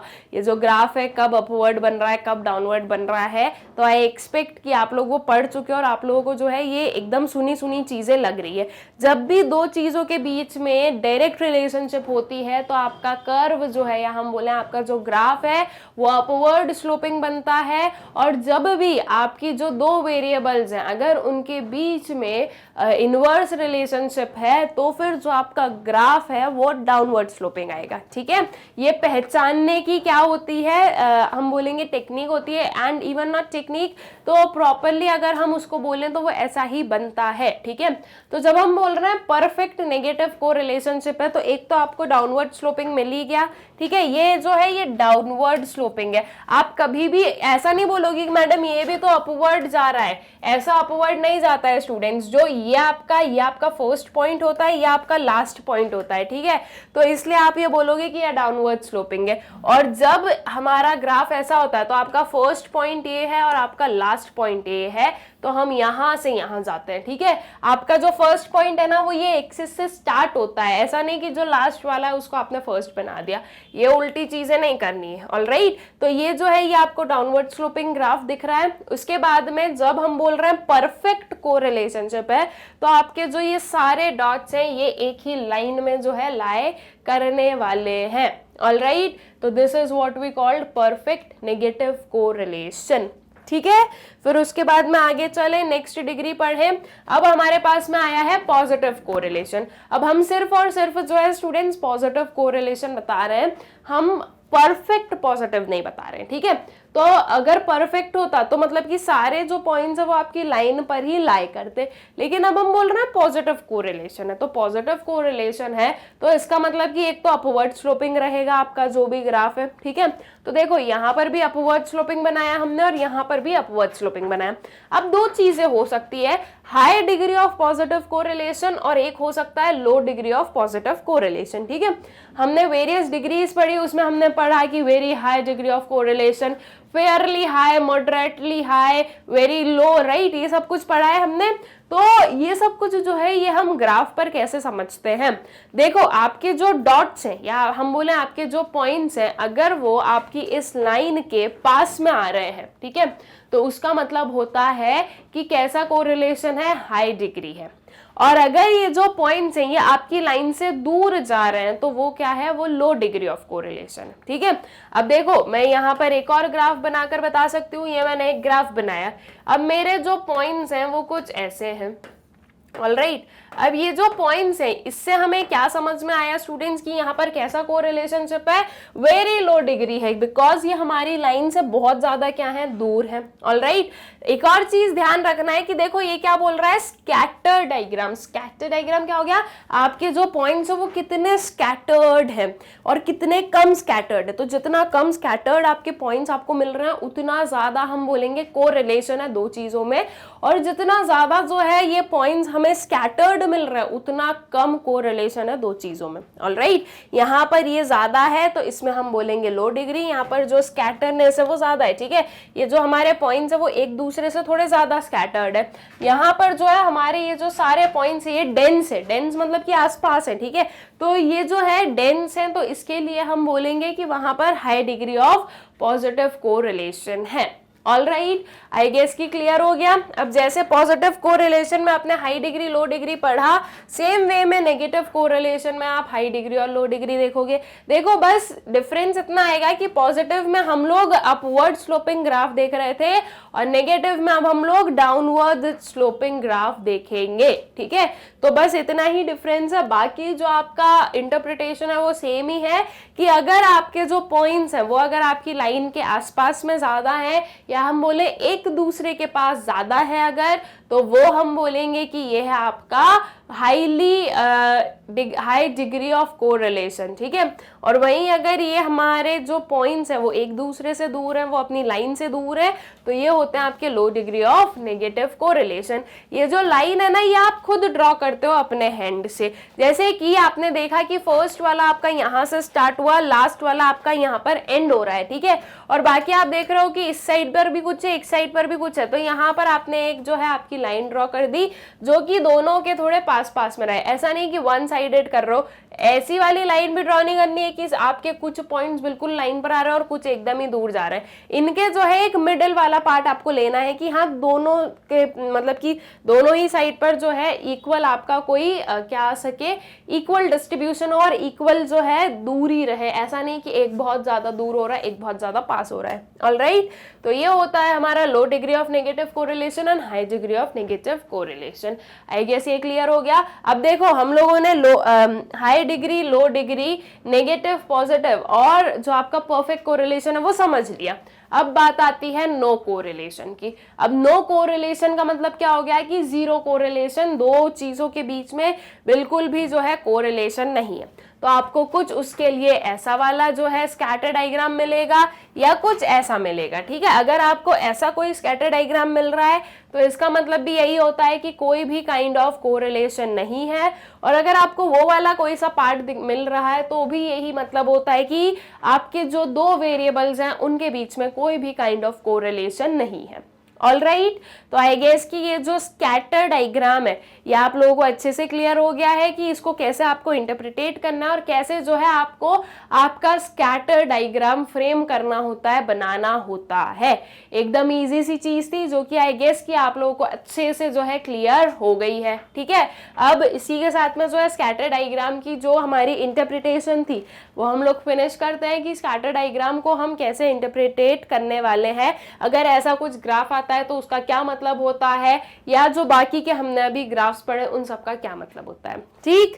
फिर आगे चले तो अब आते हैं हमारे पास में मेरिट्स और डीमेरिट्स किसके, स्कैटर डायग्राम के, ठीक है। अब क्या है मेरिट्स और डीमेरिट्स ये देख लेते हैं। सबसे पहले आया मेरिट्स ऑफ स्कैटर डायग्राम। क्या है यहाँ पर, सिंपलिसिटी है, इसको समझना भी सिंपल है, इसको बनाना भी सिंपल है। तो स्कैटर डायग्राम का ये एक एडवांटेज बनता है कि ये जो है ये कैसा है, ये इसमें जो है हमें सिंपलिसिटी देखने को मिली है, ये सिंपल जो है इसका प्रॉपर कैलकुलेशन या फॉर्मेशन होता है, ठीक है। उसके बाद में इजीली अंडरस्टैंडेबल, ये क्या है, ये इजीली अंडरस्टैंडेबल है, हम इसको इजीली समझ सकते हैं। यहाँ पर कोई भी मैथमेटिकल फॉर्मूला नहीं है कि आपको जो है इसे याद करना पड़ेगा या इसको समझने के लिए वो फॉर्मूला देखना पड़ेगा, ये इजीली आप लोग समझ सकते हो। और सिंपलिसिटी एक वजह से इसलिए भी होती है क्योंकि यहाँ पर कोई भी मैथमेटिकल फॉर्मूला नहीं है।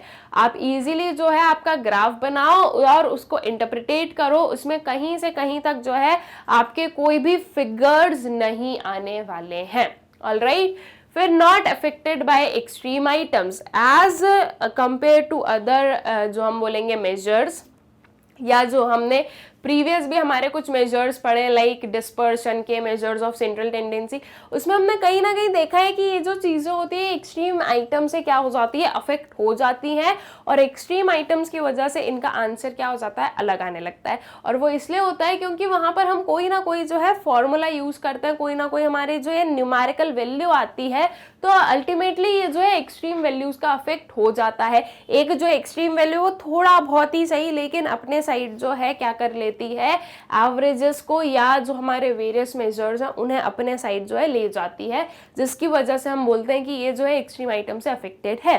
बट अगर हम बात करें स्कैटर डायग्राम की, तो यहाँ पर कोई भी मैथमेटिकल एवरेज तो है नहीं, राइट, या मैथमेटिकल फॉर्मूला तो है नहीं जिसमें जो हम बोलें कि नंबर्स हमें मिलेंगे तो ये जो नंबर है ये इस वैल्यू के ज़्यादा आसपास है, तो ये चीज़ होती ही नहीं है। तो ये जो आपका स्कैटर डायग्राम है ये आपके जो एक्सट्रीम वैल्यूज है उनसे अफेक्ट नहीं होता है, ठीक है। This is not affected by extreme values या एक्सट्रीम आइटम्स, ठीक है। तो ये इसके क्या बनते हैं, ये इसके मेरिट्स बनते हैं। फिर वहीं हम इसके डीमेरिट्स देखें स्टूडेंट्स, तो इसका डीमेरिट में क्या आया, नॉन मैथमेटिकल मेथड। अब देखो ये चीज तो होती है कि बहुत बार ऐसा आप लोग देखोगे कि जो चीज एक किसी भी पर्टिकुलर मेजर की मेरिट बनती है वो उसकी डीमेरिट भी बन जाती है। जैसे कि हमने बोला सिंपल है भाई, सिंप्लिसिटी है, यहाँ पर कोई भी जो है मैथमेटिकल फॉर्मूला की जरूरत नहीं होती है, ये जो है एकदम सिंपल है कैलकुलेशन में, तो वो उसका मेरिट बना था। लेकिन साथ ही साथ उसका क्या बनता है, डीमेरिट भी बनता है कि यहाँ पर जो है कोई भी मैथमेटिकल मेथड हमें नहीं मिलता है, मतलब कि कोई भी जो है न्यूमेरिकल वैल्यू आप लोगों को नहीं मिलती है, राइट। तो ये जो चीज है ये कहीं ना कहीं इसका एक ड्रॉबैक भी है कि अगर हमें कोई एग्जैक्ट नंबर चाहिए, अगर हम बताना चाहें कि दो वेरिएबल्स के बीच में कितना कोरिलेशनशिप है, तो वो चीज हम नहीं बता सकते हैं, मतलब कि with the help of number हम नहीं बता सकते हैं, हम सिर्फ और सिर्फ ग्राफ के थ्रू बताएंगे। अगर हमें किसी भी दो उसके बीच में ओरली बताना हो without any help of graph, तो ओरली अगर मैथमेटिकल एवरेज होता तो हम बता देते कि देखो इन दोनों के बीच में ना इतना इतना हमारा एवरेज आए। लेकिन वही चीज को हम विदाउट ग्राफ जो है नहीं एक्सप्लेन कर सकते अगर वहां पर कोई मैथमेटिकल फॉर्मूला नहीं है तो ये जो है इसका एक डिसएडवांटेज भी बनता है, ठीक है। फिर उसके बाद में रफ मेजर, ये क्या है, एक रफ मेजर है, मतलब कि एक ये जो है हमारा स्कैटर डायग्राम वो हमें एक रफली आइडिया देता है कि दो वेरिएबल्स के बीच का जो कोरिलेशनशिप है वो कैसा है, राइट। तो ये एक रफ मेजर भी हम इसको बोलेंगे, ये इसका एक डीमेरिट है। हमें एग्जैक्ट कितना कोरिलेशन है, एग्जैक्टली दो चीजें कितनी कोरिलेटेड है उसका आंसर नहीं मिलता है, हमें जो है एक रफ आइडिया मिलता है कि दो चीजों के बीच में ये आपका कोरिलेशन है, ठीक है। तो वो एक रफ मेजर हम उसे कहेंगे। फिर अनसूटेबल फॉर लार्ज ऑब्जर्वेशंस, अगर बहुत ज्यादा ऑब्जर्वेशंस है तो ये अनसूटेबल हो जाता है उसके लिए, राइट। अगर कुछ लिमिटेड नंबर ऑफ ऑब्जर्वेशंस हैं तो आप उसमें क्या कर सकते हो, प्रॉपरली ग्राफ के थ्रू बता सकते हो। लेकिन अगर आपके पास में बहुत सारे ऑब्जर्वेशंस हैं तो इस चीज को जो है आप डिफाइन नहीं कर सकते, मतलब कि थोड़ा अनसूटेबल है। जैसे कि मान लो कि हम बोल रहे हैं कि हम ग्राफ में जो है स्केल ले लेंगे, यहाँ पर मैंने 5, 10, 15 ऐसा कुछ ले लिया, लेकिन वो हमारे पास में ऑब्जर्वेशंस इतने सारे हैं और 5 से 10 में बहुत सारा यहीं पर हो रहा है, तो फिर इसमें जो है आपको क्या मिल जाता है, कुछ थोड़ा हम बोलेंगे कि इनएप्रोप्रिएट जो है फिगर्स भी मिलते हैं, और इनएप्रोप्रिएट जो प्रेजेंटेशन है वो भी हो सकता है, ठीक है। तो ये भी क्या है, इसका एक डीमेरिट या डिसएडवांटेज है कि आपका जो स्कैटर डायग्राम है वो लार्ज ऑब्जर्वेशंस के लिए सूटेबल नहीं है।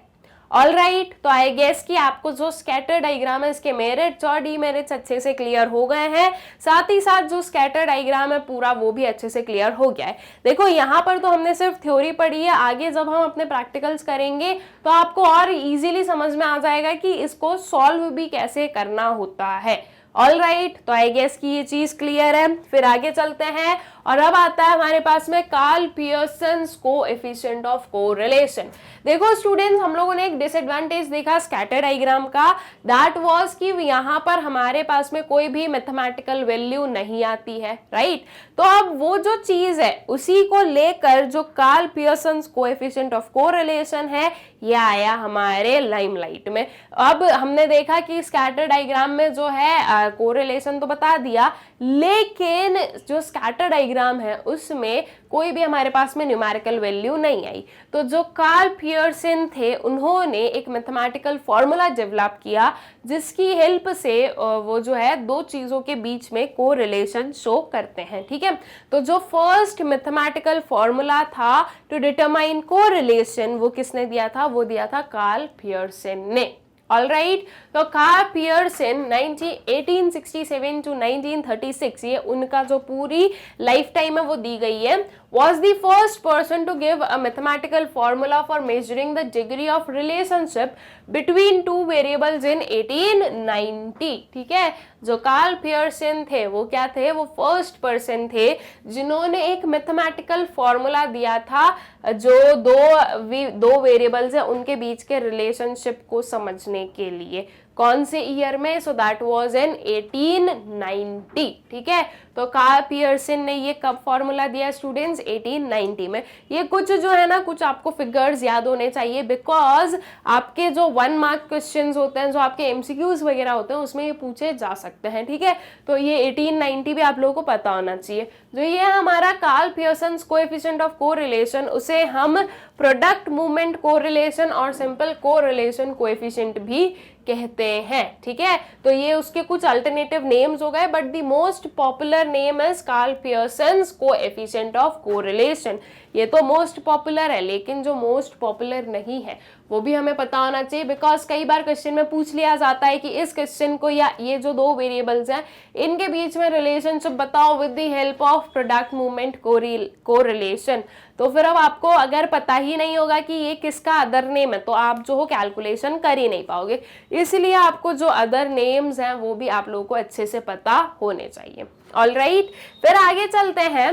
सो it is denoted by symbol r. R is a pure number, that is it has no unit. ठीक है, इसे हम कैसे डिनोट कर रहे हैं? आर से डिनोट कर रहे हैं। वैसे भी कोरिलेशन को हम आर से ही डिनोट करते हैं। यहाँ पर जो आपका ये आया है इसे भी आप आर से ही डिनोट करोगे। और आर क्या है? आर एक प्योर नंबर है, यहाँ पर कोई भी यूनिट ऑफ मेजरमेंट नहीं है। ठीक है, दैट मीन्स ये जो वेरियस आपके कोई भी दो वेरिएबल में वेरियस जो यूनिट ऑफ मेजरमेंट दी गई रहती है उससे इंडिपेंडेंट होता है आपका आर। ठीक है, आर जो है उसमें यूनिट ऑफ मेजरमेंट नहीं होती है। ऑलराइट, फिर according to Karl Pearson coefficient of correlation is determined by dividing the sum of products of deviations from their respective means by their number of pairs and their standard deviation। अब ये जो है ना, ये basically आपका जो formula आप लोग देखोगे इसका Karl Pearson's coefficient of correlation का, उसी फॉर्मूले को जो है एक डेफिनेशन बनाकर, सेंटेंसेस बनाकर जो है यहाँ पर लिख दिया गया है। तो अगर आपको ये याद नहीं हो रहा है तो आपको टेंशन नहीं लेना है। आपको क्या, किस पर फोकस करना है? आपको फोकस करना है आपके फॉर्मूले पर। अगर आपको फॉर्मूला पता होगा तो उसको जो है आप प्रॉपरली सेंटेंसेस में फ्रेम कर पाओगे। ठीक है, तो यहाँ पर जो है आपके लिए आपको फॉर्मूला पता होना जरूरी है। अब जो मैं हमेशा से आपको बोलती आई हूँ कि स्टूडेंट्स कभी भी हम एक चैप्टर पढ़ रहे हैं तो उसके प्रीवियस वाले जितने भी चैप्टर्स हैं वो आप लोगों के हो जाने चाहिए क्या, कंप्लीट। ठीक है, तो उसके पीछे का रीजन क्या है वो भी अभी आपको समझ में आएगा। ये जो हम देख रहे हैं Karl Pearson's coefficient of correlation, इसमें आप लोग देखोगे कि आपका ये जो प्रॉपर पूरा फॉर्मूला है इसमें आपको पहले मीन भी फाइंड आउट करना पड़ेगा और स्टैंडर्ड डिविएशन भी फाइंड आउट करना पड़ेगा, जो कि हम अपने प्रीवियस वाले चैप्टर में आराम से और बहुत ही अच्छे से जो है पढ़ चुके हैं।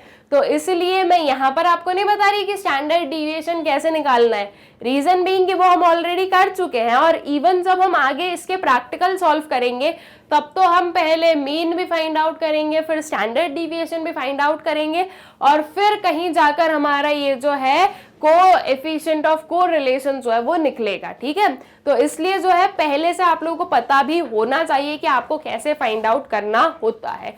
तो इसका फॉर्मूला क्या हो गया? R is equals to sum of products of deviations from their respective means। sum of product of deviations from their respective mean, इसका मतलब क्या हो गया स्टूडेंट्स कि आपको करना है जो भी आपका x है, ठीक है, x आपका वेरिएबल गिवन है, x माइनस आपको x बार करना है, और एक और वेरिएबल ले लो आप y माइनस y बार करना है। ठीक है, that means what, x minus हम x का जो मीन निकला है वो कर रहे हैं, और y माइनस हम क्या कर रहे हैं, y का जो मीन निकला है। इन ये दोनों क्या देता है स्टूडेंट्स हमें? इससे जो है हमें वेरियस जो डिविएशंस हैं वो पता चलते हैं। राइट, ये हमारे डिविएशंस की कैलकुलेशन है जो कि हम अपने मेजर ऑफ डिस्पर्शन में पढ़ चुके हैं। तो इसको हम डिनोट करेंगे समीशन एक्स वाई। ठीक है, यहाँ पर आएगा आपका स्मॉल x और स्मॉल y। स्मॉल x किस चीज को डिफाइन कर रहा है? तो स्मॉल x डिफाइन कर रहा है आपके deviation of x series from mean, that means ये वाला जो है इसको आपने स्मॉल वाले x से डिनोट किया है और ये जो है इसको आपने स्मॉल y से डिनोट किया है, ठीक है। तो deviation of y series from mean, हम इसका जो है इन दोनों को आपको करना है मल्टीप्लाई और उसका निकालना है सम अप। तो summation of x y divided by n क्या हो गया आपके नंबर ऑफ ऑब्जर्वेशंस, जो दो सीरीज हैं दोनों के नंबर ऑफ ऑब्जर्वेशंस आपके पास में सेम ही आने वाले, तो number of observations multiplied by standard deviation of x multiplied by standard deviation of y, ठीक है। तो ये फॉर्मूला हम यूज करते हैं तब जाकर जो है हमें मिलता है अपना Karl Pearson's coefficient of correlation. All right, तो आई गेस कि आप लोगों को ये फॉर्मूला क्लियर है और आप लोगों को जो है ये पूरा कंसेप्ट क्लियर है कि आपको पहले क्या क्या चीजें फाइंड आउट करनी पड़ेगी, ठीक है। तो आई गेस कि ये फॉर्मूला आप लोगों को हो गया है क्लियर अच्छे से। Karl Pearson's coefficient of correlation and covariance. अब जो है स्टूडेंट्स हम इसका एक और फॉर्मूला देखेंगे जो कि हम बोलेंगे कि Karl Pearson's coefficient of correlation and covariance, ठीक है। So Karl Pearson's method of calculating coefficient of correlation is based on covariation of the concerned variables, ठीक है। क्या है, किस पर बेस्ड है ये, कोवेरिएंस पर बेस्ड है, जो भी कंसर्न्ड वेरिएबल होता है उसका। अब कोवेरिएंस को कैसे फाइंड आउट करते हैं, ये बेसिकली इसमें आपको यही समझना है कि कोवेरिएंस की कैलकुलेशन कैसी होती है। एक तो हम लोगों ने देख लिया Karl Pearson's coefficient of correlation कैसे निकालते हैं, और एक हमें देखना है कि कोवेरिएंस कैसे निकाला जाता है। ये भी चीज आपसे जो है आपके जो क्वेश्चंस होते हैं उनमें पूछी जाती है कि आप जो कोवेरिएंस की कैलकुलेशन कीजिए, ठीक है। सो covariance is a statistical representation of the degree to which two variables vary together, ठीक है। कोवेरिएंस बेसिकली आपको क्या बताता है, डिग्री बताता है कि दो वेरिएबल्स जो हैं वो एक दूसरे से कितना जो है मतलब कि वो जो दो वेरिएबल्स है वो कितने कोरिलेटेड हैं, ठीक है। तो ये जो है ये आपको एक डिग्री शो करता है, ठीक है। तो अब इसका फॉर्मूला क्या होता है ये देख लेते हैं। So covariance symbol of two variables x and y is denoted by COV, दैट इज कोव एक्स वाई, ठीक है। इस वे से जो है हम कोवेरिएंस को डिनोट करते हैं।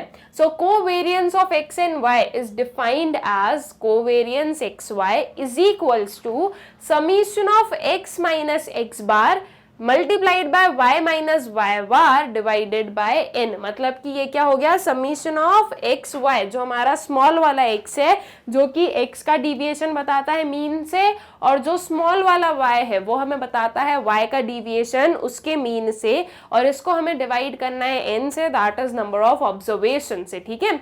सो कोवेरिएंस xy क्या हो गया, summation xy divided by n। All right, तो ये आपके जो है हम बोलेंगे Karl Pearson's coefficient of covariance का क्या हो जाता है, फॉर्मूला हो जाता है। अगर आपको बोला जाए कि आपको कोवेरिएंस निकालना है तो आप इस फॉर्मूले को यूज कर आपका जो कोवेरिएंस है वो निकालोगे। ऑल राइट, तो आई गेस कि ये चीज भी क्लियर है। फिर आगे चलते हैं, वैल्यू ऑफ कोरिलेशन कोएफिशिएंट, क्या वैल्यू है कोरिलेशन कोएफिशिएंट की वो भी देख लें। सो the value of correlation coefficient shell always lie between +-1, ठीक है, -1 से लेकर +1। ये जो हम लोग अपनी डिग्री ऑफ कोरिलेशन पढ़ चुके हैं ना, वही चीज यहाँ पर है। जो आपका Carl Pearson's coefficient of correlation है उसमें कुछ डिफरेंट नहीं है। जो डिग्री ऑफ कोरिलेशन हम पढ़कर आए वही वाली जो है वो इसके अंदर आपके पास में आपको देखने को मिलेगी। +-1 के बीच में जो है आपकी क्या आनी चाहिए, आपके जो सारी वैल्यूज है वो आनी चाहिए, ठीक है। अगर आप किसी भी चीज का कोरिलेशन निकाल रहे हो तो -1 से लेकर +1 तक कोई भी वैल्यू हो सकती है, लेकिन इन दोनों जो है हमारे लिमिट्स हैं इनके बाहर की कुछ भी नहीं होगी, ठीक है। फिर अगर r इज इक्वल्स टू +1 होता है तो उसका मतलब क्या होता है स्टूडेंट्स, उसका मतलब होता है कि परफेक्ट पॉजिटिव कोरिलेशनशिप है, वी नो दिस। अगर r -1 होता है तो उसका मतलब क्या होता है, उसका मतलब होता है परफेक्ट नेगेटिव कोरिलेशन है, ठीक।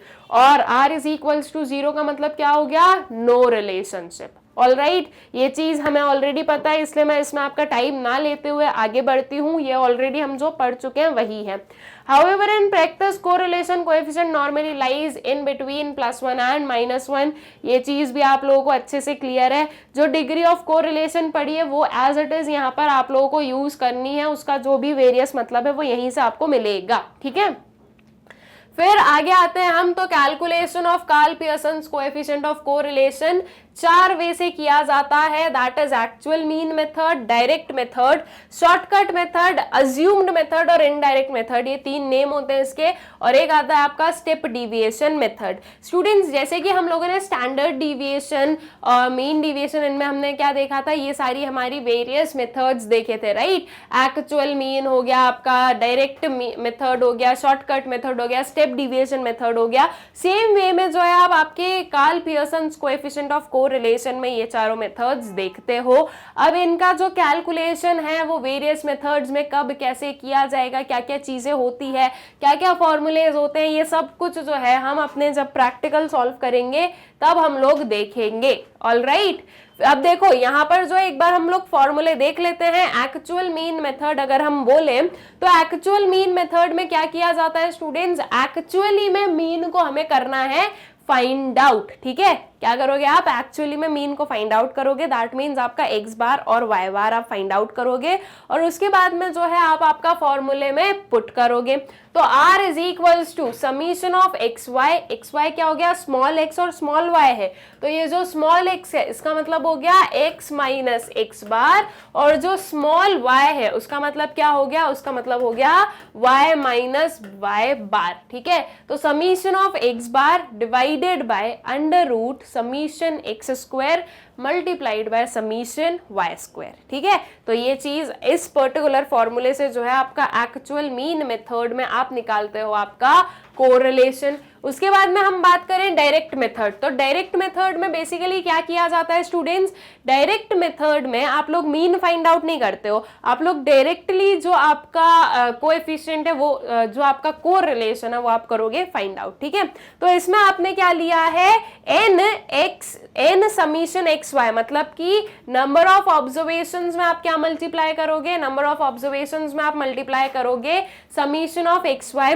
सबसे पहले एक्स की जो वैल्यूज और y की जो वैल्यूज है दोनों को करोगे आप आपस में मल्टीप्लाई, तो आपको एक्स वाई वाला कॉलम मिलेगा। उन सारी वैल्यूज को आप क्या कर दोगे, सम अप कर दोगे, तो वो हो जाएगा आपका समीशन ऑफ एक्स वाई। ठीक है, तो समीशन ऑफ एक्स वाई को आप मल्टीप्लाई करोगे नंबर ऑफ ऑब्जर्वेशन से, वो चीज आप लिखोगे यहाँ पर, माइनस इसमें से आपको माइनस क्या करना है, summation of x multiplied by summation of y. जो आपने x की जो वैल्यूज है उन सब का सम अप और y की जो वैल्यूज है उन सब का सम अप, उन दोनों का मल्टीप्लिकेशन आपको यहाँ पर लिखना है। देखो ये जो चीजें है ना, ये जो वेरिएबल्स हमारे, इनमें स्लाइड सा डिफरेंस है इनकी राइटिंग में, लेकिन इनके मतलब में बहुत डिफरेंस हो जाता है, इसलिए आपको क्लियरली और बहुत ही जो है कीनली ऑब्जर्व करना है हर एक चीज को कि आपको कैसे क्या लिखना होता है। ठीक है, इसको डिवाइड करोगे किससे, under root n summation x square, जो आपकी सारी x की वैल्यूज है आप उसका स्क्वायर करोगे तो आपके पास में x स्क्वायर आएगा। वो x स्क्वायर वाले कॉलम में आप सारी वैल्यूज को क्या करोगे, ऐड करोगे, तो आपको मिलेगा समीशन ऑफ x स्क्वायर, तो उसमें आप मल्टीप्लाई करोगे नंबर ऑफ ऑब्जर्वेशंस को, तो ये आया n into summation of x square. ठीक है, minus summation of x the whole square. देखो यहाँ पर ये जो आपने समीशन ऑफ x निकाला ना, वही वाला समीशन ऑफ x आपको यहाँ पर लेना है और उस समअप का आपको स्क्वायर बनाना है। ठीक है, इधर पे क्या किया था, इधर पे हम लोगों ने पहले x का स्क्वायर निकाला और सबको ऐड किया, और यहाँ पर हम कर रहे हैं जो समीशन ऑफ x निकला था उसका हम स्क्वायर लिख रहे हैं। ठीक है, मल्टीप्लाइड बाय ये एज इट इज जो ये वैल्यूज है वो हम यहाँ पर लिखेंगे। ठीक है, लेकिन इसके अंदर भी क्या आ गया आपका, अंडर रूट आ गया, multiplied by under root n summation of y square minus summation of y the whole square. All right, तो आई गेस कि ये जो आपका फॉर्मूला है ये हो गया आप लोगों को अच्छे से क्लियर कि डायरेक्ट मेथड में आपको क्या फॉर्मूला यूज करना है। ये फॉर्मूले थोड़े आपको याद रखने पड़ेंगे इनकी। देखो एक बार आप लोगों को जो है आपको चारों मेथड से आपको पता होना चाहिए कि कैसे आपको कैलकुलेशन करनी होती है।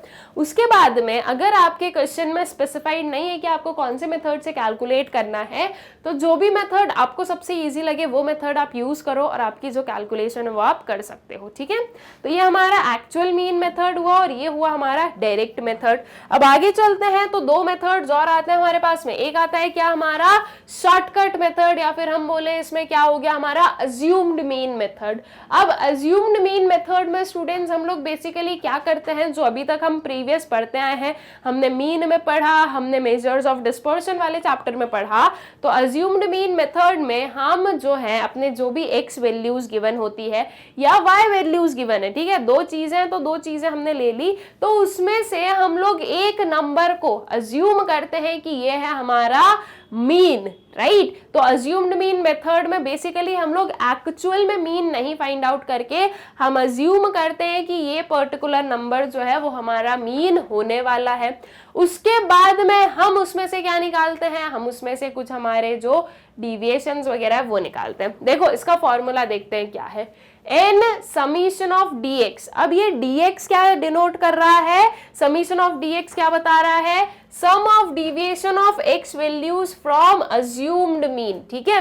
जो आपका अज्यूम्ड मीन, लेट से मैंने निकाला अज्यूम्ड मीन टू बी 40 और मेरे पास में x की वैल्यूज गिवन है कुछ ये 10, 20, 30, 40, 50 एंड 60, ठीक है, ये कुछ वैल्यूज गिवन है। तो अब मैं निकाल रही हूं अपना dx। dx क्या हो जाएगा, x माइनस 40। ये जो x की एक एक वैल्यूज है इनमें से आप करोगे 40 को माइनस, तो वो होता है आपका dx, ठीक है। तो ये सारे आप dx फाइंड आउट करोगे, इन सब का आप सम अप करोगे तो वो होगा आपका समीशन ऑफ dx, ऑलराइट। फिर उसके बाद में बात आती है किसकी, समीशन ऑफ dy की। तो समीशन ऑफ dy क्या हो जाएगा, sum of deviations of y values from the assumed mean. dy का मतलब आ गया आप लोगों को समझ में। अब देखो ये जो फर्स्ट वाली चीज है ये पढ़ो, समीशन ऑफ dx dy। तो इसमें आपको क्या करना है, आपको एक आपका कॉलम मिला dx का, एक आपको आपका कॉलम मिला dy का। ये सारी वैल्यूज को और ये सारी वैल्यूज को आप करोगे मल्टीप्लाई, तो फिर आपको क्या मिलेगा, तो फिर आपको मिलेगा आपका dx dy, ऑलराइट। ये चीज आपको मिलेगी जब आप dx और dy की वैल्यूज को मल्टीप्लाई करोगे तो आपको dx dy मिलेगा। ये dx dy की जितनी भी वैल्यूज है उनको आप क्या करने वाले हो, सम अप करने वाले हो, ठीक है, ऐड करने वाले हो, तो आपको मिलेगा आपका summation of dx dy, alright. और इसमें आपको मल्टीप्लाई क्या करना है, नंबर ऑफ ऑब्जर्वेशंस माइनस, अब माइनस क्या करोगे, समीशन ऑफ dx। अब आपको सिर्फ ये जो dx है इसको आपको ऐड करके इसका सम अप निकालना है, तो यह है आपका summation of dx multiplied by summation of dy करना है। ये dy आपके पास में गिवन है, इन सारी वैल्यूज को आप ऐड कर दो तो आपके पास में क्या आ जाएगा, तो आपके पास में आ जाएगा आपका समीशन ऑफ dy, ठीक है। तो आपकी जो न्यूमरेटर वाली चीज है वो हुई कंप्लीट। अब आ जाते हैं डिनोमिनेटर में। डिनोमिनेटर में क्या गिवन है, इसमें हमें लेना है under root n dx square, ठीक है। अब dx स्क्वायर क्या हो गया, sum of squared deviation of x values from the assumed mean. अब आपको करना क्या है, बेसिकली ये जो आपका dx है ना, इसका आपको स्क्वायर निकालना है। ये जो आप सारी वैल्यूज निकालोगे इन सब का आपको जो है स्क्वायर फाइंड आउट करने हैं। तो जब आप स्क्वायर फाइंड आउट करोगे तो आपको मिलेगा dx स्क्वायर, ठीक है। तो अब आपको एक न्यू चीज मिली dx स्क्वायर, उन सारी वैल्यूज को आपको करना है सम अप, तो ये आएगा आपका dx स्क्वायर, ठीक है। तो n summation of dx square minus summation of dx the whole square. अब ये समीशन ऑफ dx जो आपने यहाँ पर निकाला ना वो वाला, मतलब कि इन सबको ऐड कर जो वैल्यू आई वो, उसका जो है आपको स्क्वायर इधर पे लिखना होगा। मल्टीप्लाई किससे करना है, मल्टीप्लाई करना है आपको under root n summation dy square. जैसे dx स्क्वायर निकाला वैसे ही आप इस dy से क्या निकाल लोगे, dy स्क्वायर निकाल लोगे, ठीक है। इन सब को जब आप ऐड करोगे तो आपको मिल जाएगा समीशन ऑफ dy स्क्वायर। तो इसमें आप क्या करोगे, number of observations multiplied by summation dy square minus summation of dy the whole square. ये जो dy है इसका यहाँ पर जो सम अप निकला वो वाली वैल्यू आप यहाँ पर रखोगे और उसका जो है आप स्क्वायर निकालोगे, ठीक है। और फिर जब आप इस पूरे को सॉल्व करोगे तो आपको मिलेगा कि आपका कोएफिशिएंट ऑफ कोरिलेशन, ऑलराइट। तो आई गेस कि ये चीज आप लोगों को क्लियर हो गई है कि इसको आपको कैसे करना है फाइंड आउट, अगर आपको शॉर्टकट मेथड से करना हो तो। फिर आती है हमारी एक और method, that is step deviation method. Now students, step deviation method हम लोगों ने पहले भी पढ़ी अपने मीन वगैरह में। अब स्टेप डिविएशन में बेसिकली करते क्या है, ये हमारा जो है अज्यूम्ड मीन मेथड के बाद में हम इसे बोल सकते हैं। देखो जब हम अज्यूम्ड मीन मेथड यूज करते हैं तो उसमें हम निकालते हैं dx। x मैं इसलिए बोल रही हूँ क्योंकि यहाँ पर हमारे पास में दो वेरिएबल्स हैं, तो हम जो है dx निकालते हैं। कैसे फाइंड आउट करते हैं इसको, x माइनस a कर a is what assumed mean होता है। उसके बाद में स्टूडेंट्स आपका ये जो dx निकलते हैं, ये जो सारी आपको वैल्यूज मिलती है उसमें से हम एक फाइंड आउट करते हैं कॉमन फैक्टर। कॉमन फैक्टर क्या होता है, वो होता है हमारा c, ठीक है, उसे हम c से डिनोट करते हैं। फिर हम जो है अपने स्टेप डिविएशन निकालते हैं, मतलब कि फर्स्ट स्टेप में आप डिविएशन निकालोगे, फिर आप आपका स्टेप डिविएशन निकालते हो इस वे से। इसको कैसे फाइंड आउट करते हो, इसमें आप डिविएशन डिवाइडेड बाय c करते हो तो आपको मिलता है आपका स्टेप डिविएशन, ठीक है। दैट मीन्स आपको d डैश जो है वो फाइंड आउट करना होता है। ये चीज आपने आपके मीन में देखी है कि हम सबसे पहले d फाइंड आउट करते हैं, दैट इज डिविएशन, और फिर उसके बाद में स्टेप डिविएशन जो कि d डैश होता है हमारा। अब देखते हैं कि स्टेप डिविएशन मेथड हम लोग अपने ये जो कोएफिशिएंट ऑफ कोरिलेशन है इसमें हम कैसे यूज करने वाले हैं और इसका क्या फॉर्मूला होगा यहाँ पर। तो हमारा फॉर्मूला है सबसे पहले n summation of dx dash multiplied by dy dash. अब इसका मतलब क्या हुआ, देखो n का मतलब तो हमें पता है, that is n is what आपके नंबर ऑफ ऑब्जर्वेशंस। आपको क्या चाहिए, समीशन ऑफ dx डैश और dy डैश। अब सबसे पहले इसके लिए आप क्या करोगे, dx डैश फाइंड आउट कर लोगे और dy डैश फाइंड आउट कर लोगे। ऑलराइट, कैसे फाइंड आउट करोगे, देखो dx डैश क्या है, step deviation of x values from assumed mean, मतलब कि वही आपको करना है, इसको आप फाइंड आउट करोगे dx डिवाइडेड बाय c कर, ठीक है। dx में से आपको एक कॉमन फैक्टर मिलेगा और फिर आप उसको जो है डिवाइड करोगे, हर उस कॉमन फैक्टर जो है उससे आप डिवाइड करोगे हर एक आपका जो डिविएशन है उसको, तो आपको मिलेगा आपका स्टेप डिविएशन। तो इससे जो है आपको dx डैश मिल जाएगा। dy डैश को कैसे निकालोगे, dy डिवाइडेड बाय c करके। ऑलराइट, पहले आप dy निकाल लोगे और फिर dy डिवाइडेड बाय c करोगे तो आपको मिलेगा आपका dy डैश। अगर स्टूडेंट्स आप लोगों ने आपके प्रीवियस चैप्टर पढ़े हैं, अगर आप लोगों ने आपका मीन वाला चैप्टर पढ़ा है अच्छे से, तो आपको इसमें बिल्कुल भी कंफ्यूजन नहीं हो रहा होगा।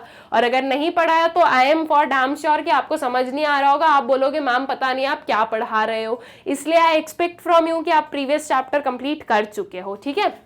उसके बाद में आपको चाहिए summation of dx dash and dy dash. तो आप सबसे पहले क्या करोगे, इस dx और dy को करोगे आप मल्टीप्लाई, ठीक है। जब आप इसको मल्टीप्लाई करोगे स्टूडेंट्स तो आपको क्या मिलेगा, इसका result dx dash and dy dash, ठीक है। इन सब का आप क्या कर दोगे, सम अप कर दोगे, ठीक है। आप इन सारी वैल्यूज को सम अप करोगे तो आपको क्या मिल जाएगी, आपको मिल जाएगी आपकी summation of dx dash and dy dash, ठीक है। अब इसमें से आपको माइनस करना है क्या, समीशन dx डैश, मतलब कि ये जो आपने फाइंड आउट किया है इसको आपको सम अप करना है। जब आप इन सबको सम अप करोगे तो आपको मिलेगा आपका समीशन dx डैश। इसमें आप क्या मल्टीप्लाई कर रहे हो, समीशन dy डैश, ठीक है। ये dy है आपका, इन सारे dy को आपको करना है ऐड, इन सबको ऐड करके आपको क्या मिलेगा, इन सबको ऐड करके आपको मिलेगा समीशन dy डैश, ठीक है। अब इसको डिवाइड करो किससे, under root n summation dx dash का स्क्वायर। अब आपको क्या करना है, देखो dx डैश स्क्वायर, मतलब कि ये जो आपने dx डैश फाइंड आउट किया है इसका आपको स्क्वायर करना है, ठीक है। जब आप इसको स्क्वायर करोगे स्टूडेंट्स तो आपको मिलेगी वेरियस dx डैश स्क्वायर, ठीक है। dx डैश स्क्वायर आपको मिलेगा, उन सबको आपको सम अप करना है तो आपको मिलेगा ये वाली value, that is summation of dx dash square, और उसको आप मल्टीप्लाई कर दोगे नंबर ऑफ ऑब्जर्वेशन के साथ में, माइनस समीशन dx डैश का होल स्क्वायर, ठीक है। मतलब कि ये जो आपने समीशन dx डैश निकाला होगा ना यहाँ पर, राइट, ये जो वैल्यू है उसका आपको यहाँ पर होल स्क्वायर लिखना है। इसको मल्टीप्लाई करना है किससे, under root n summation d y dash square. N is what, आपके नंबर ऑफ ऑब्जर्वेशंस, और summation d y dash square क्या हो जाएगा, जैसे हमने डी एक्स डैश का क्या निकाला था, स्क्वायर निकाला था, सेम वे में हम इसका भी स्क्वायर निकाल देंगे। ठीक है, तो ये हो जाएगा आपका d y square, d y dash square sorry. ठीक है, अब जो आपकी सारी डी वाई डैश स्क्वायर की वैल्यूज आएगी उन सबको आपको ऐड करना है, वो आप करोगे तो आपको ये वाली वैल्यू मिलेगी, that is summation d y dash square. और ये n क्या हो गया, n हो गया आपके नंबर ऑफ ऑब्जर्वेशंस, दोनों को हम कर देंगे multiply, minus summation d y dash, summation d y dash हम लोग ऑलरेडी फाइंड आउट कर चुके हैं, ये वाली जो वैल्यू है वो यहाँ पर लिखना, उसका स्क्वायर। ठीक है, तो ये सारी वैल्यूज की जो हमारे मतलब कि ये सारी जो हमारे पास में वेरियस यहाँ पर फॉर्मूले में यूज्ड चीजें गिवन है, जो नंबर्स या हम बोले जो हमारे डिनोशंस गिवन है, ठीक है, उन सब का क्या क्या मतलब होता है, आई गेस आप लोगों को हो गया है क्लियर। ठीक है, इस वे से जो है हमारा स्टेप डिविएशन मेथड की हेल्प से क्या निकलता है, हमारा जो Karl Pearson's coefficient of correlation ये फाइंड आउट किया जाता है। तो नाउ आई गेस कि आप लोगों को क्लियर, इतना भी समझ में आ गया होगा क्लियरली कि सबसे इजी मेथड कौन सा है। तो जो सबसे इजी मेथड है वो है हमारा फर्स्ट वाला मेथड, दैट इज जो डायरेक्ट मेथड हम लोगों ने, सॉरी जो हम बोलेंगे actual mean method, not direct method, जो एक्चुअल मीन मेथड हम लोगों ने यूज किया था।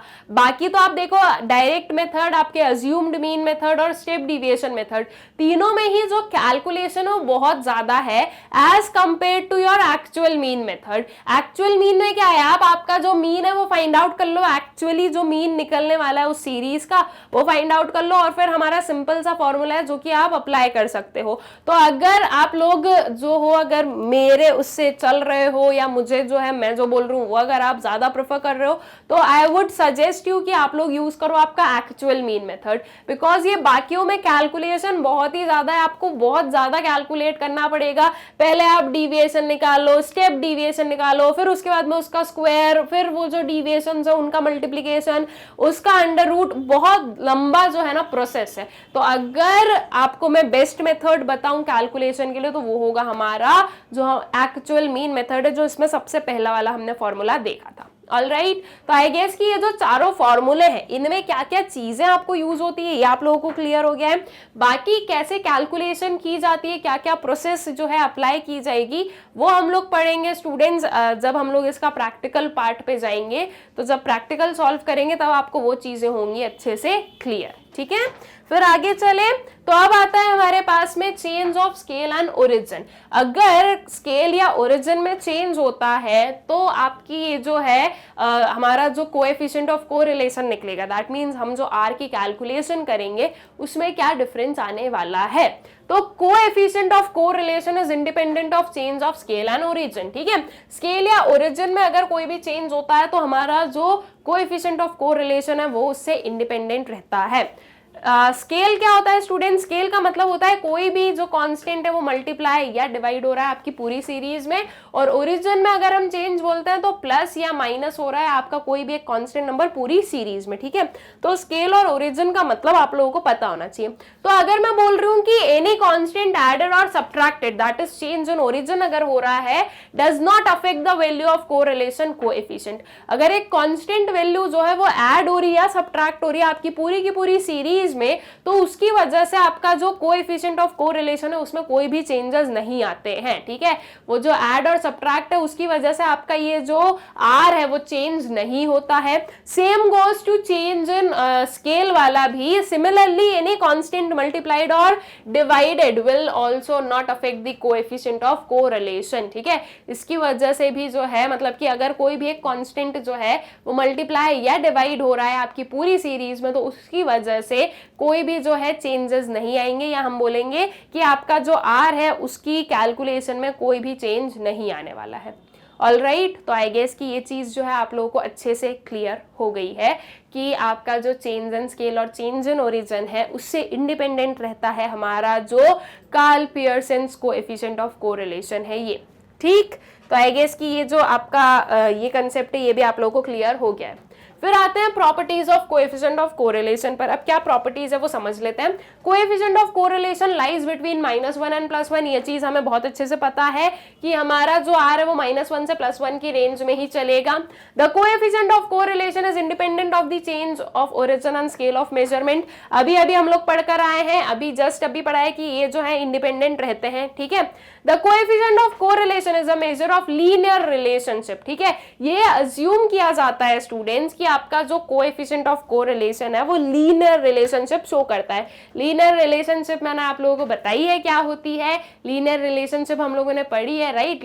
लीनियर रिलेशनशिप क्या हो गया कि दोनों में है ना जो आपका एक वो चेंज हो रहा है वो एक कांस्टेंट है, ठीक है, जो आपके वेरियस वेरिएबल्स आपको गिवन है। तो ये अज्यूम किया जाता है कि आपका जो कोएफिशिएंट ऑफ कोरिलेशन है उसमें कैसी रिलेशनशिप होती है, लीनियर रिलेशनशिप होती है, ठीक है। If two variables x and y are independent, coefficient of correlation between them will be 0। अगर दो वेरिएबल्स हैं x और y और वो इंडिपेंडेंट है, मतलब कि वो दोनों एक दूसरे पर बिल्कुल भी डिपेंडेंट नहीं है, इफ एनी केस, तो फिर जो हमारा कोरिलेशन है, कोएफिशिएंट ऑफ कोरिलेशन है, वो क्या आएगा, 0 आएगा। ये चीज तो हमें क्लियर ही है, राइट। बिकॉज हमें पता है कि अगर दो चीजों के बीच में कोई भी रिलेशनशिप नहीं होता है, किसी भी वे से वो कोरिलेटेड नहीं होते हैं, तो उनका जो कोरिलेशन निकलता है वो कैसा आता है, वो 0 आता है, ठीक है। तो आई गेस कि ये जो प्रॉपर्टीज हैं ये आप लोगों को क्लियर है। फिर आगे चलें तो अब आता है हमारे पास में merits and demerits of coefficient correlation. क्या मेरिट्स और डीमेरिट्स है ये देखते हैं। मेरिट्स में हमने लिखा पॉपुलर मेथड। क्या है इसका एक मेरिट कि ये काफी पॉपुलर मेथड है। कभी भी अगर ये आता है कि हमें कोरिलेशन निकालना है किसी भी दो चीजों के बीच में, तो सबसे पहले ये जो आता है ना कि हाँ भाई वो हम क्या यूज करेंगे, Carl Pearson coefficient of correlation वाला मेथड हम यूज करेंगे। वो एक मैथमेटिकल भी है, मैथमेटिकल फॉर्मूला है, हमें एक न्यूमेरिकल वैल्यू भी देगा और वो जो है काफी पॉपुलर मेथड माना जाता है। तो उसी की वजह से जो है क्या है आपकी ये कैलकुलेशन में, मतलब कि ये जो है इसका एक मेरिट बनता है, ठीक है। And degree and direction of correlation, इससे जो है हमें डिग्री पता चलती है कोरिलेशन की और डायरेक्शन भी पता चलता है, राइट। दोनों चीजें पता चल गई। डायरेक्शन कैसे पता चल रहा है, अगर पॉजिटिव में आपके आंसर्स आ रहे हैं तो आपको डायरेक्शन पता चला कि दो वेरिएबल्स जो है वो सेम डायरेक्शन में मूव कर रहे हैं। इफ अगर आपका आंसर नेगेटिव आ रहा है तो इससे हमें डायरेक्शन पता चला कि आपके जो दो वेरिएबल्स हैं वो अपोजिट डायरेक्शन में मूव कर रहे हैं, ठीक है। तो इससे जो है हमें डायरेक्शन भी पता चलता है, तो और डिग्री भी पता चल जाती है। हमारे पास में एक जो है फिगर मिल जाता है हमें कि ये जो है हमें कैलकुलेशन करनी है, ठीक है।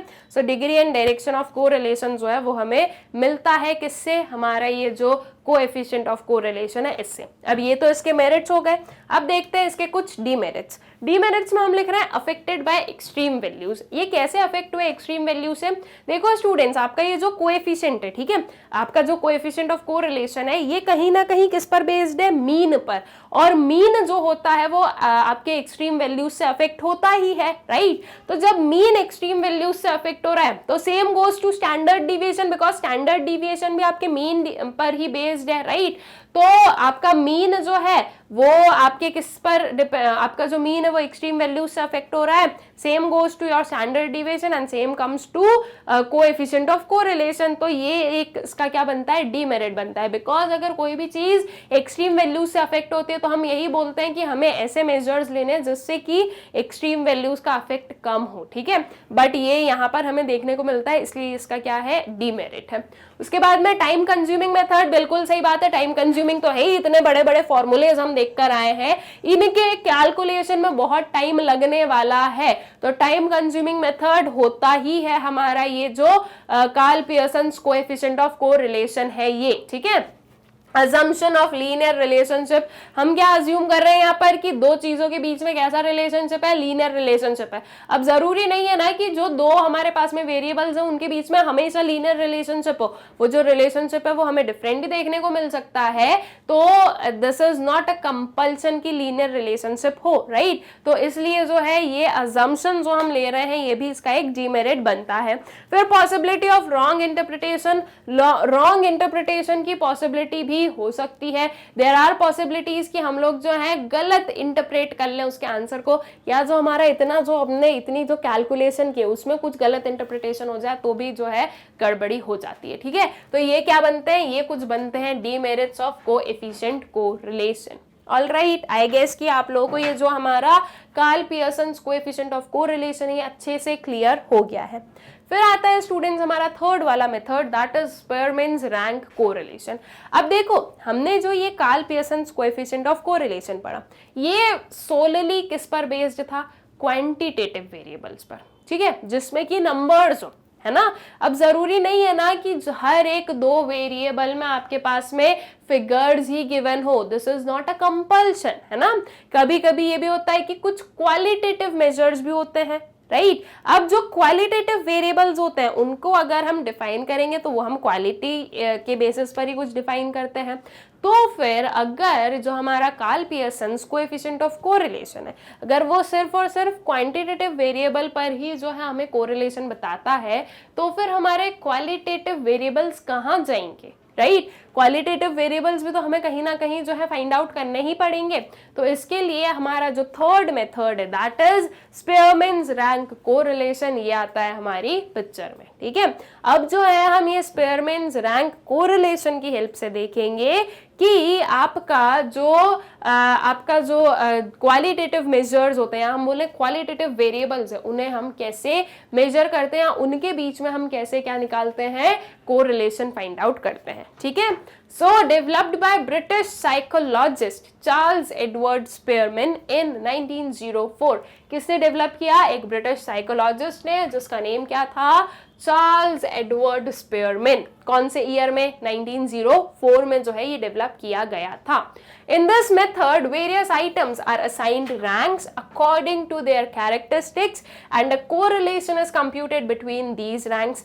क्या किया जाता है स्टूडेंट्स इस मेथड में जो वेरियस आइटम्स होते हैं उन्हें वेरियस जो है रैंक्स असाइन की जाती है, ठीक है, जो भी उनके कैरेक्टरिस्टिक्स है उनके अकॉर्डिंग। तो various items are assigned ranks according to their characteristics and a correlation is computed between these ranks. और इन जो वेरियस रैंक्स है उनके बीच में जो है कोरिलेशन कंप्यूट किया जाता है।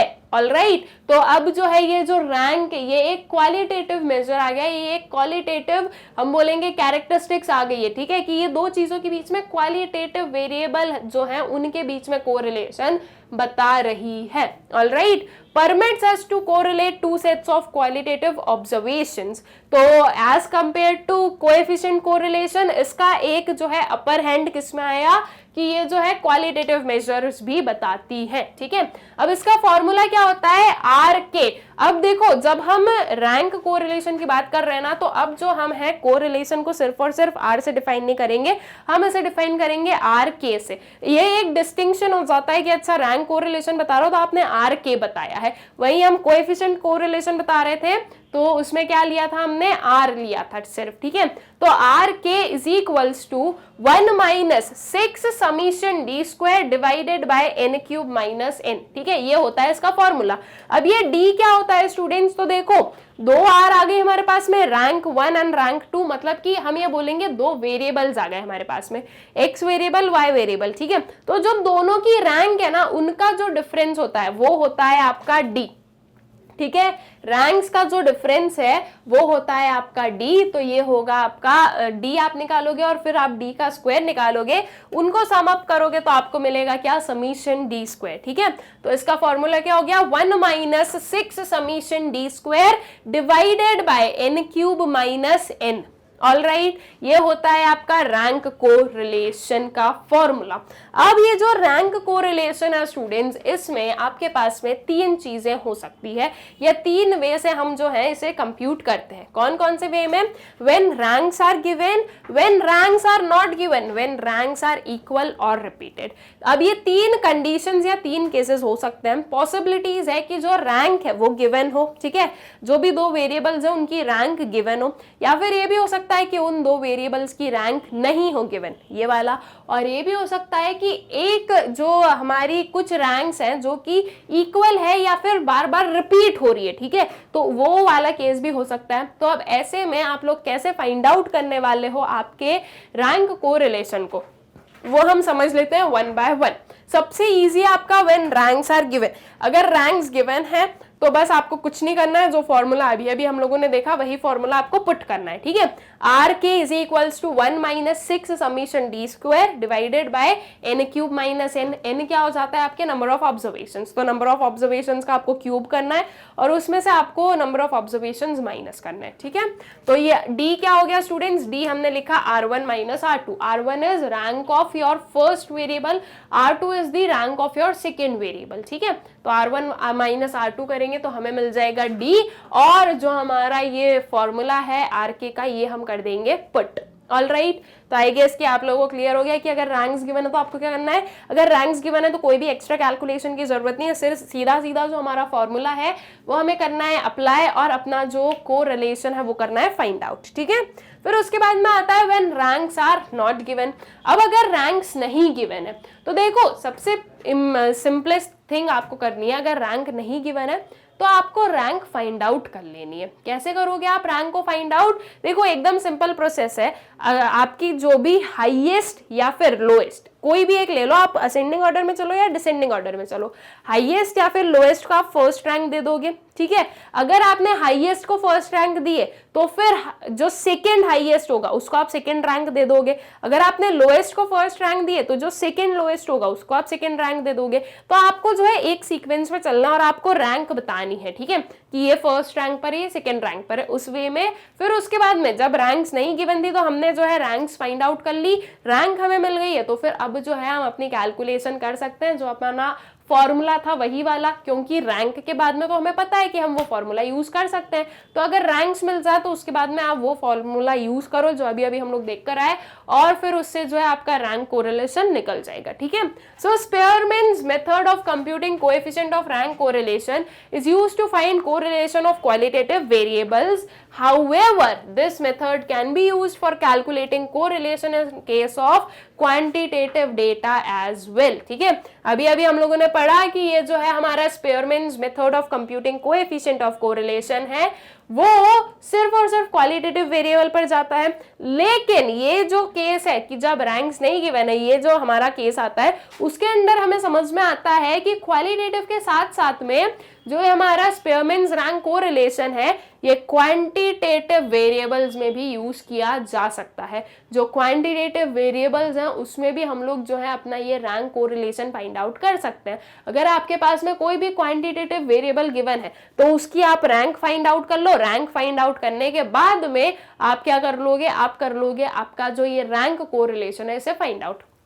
तो यहाँ पर हम बोलेंगे कि ये जो स्पेयरमैन्स रैंक कोरिलेशन है इसका एक और प्लस पॉइंट क्या आया कि आप इसमें जो है क्वालिटेटिव वेरिएबल तो फाइंड आउट कर ही रहे हो, लेकिन साथ ही साथ क्वांटिटेटिव वेरिएबल को भी फाइंड आउट कर सकते हो, ठीक है। तो ये जो है यहाँ पर आपको दोनों वेरिएबल्स में आप जो कोरिलेशन बता सकते हो।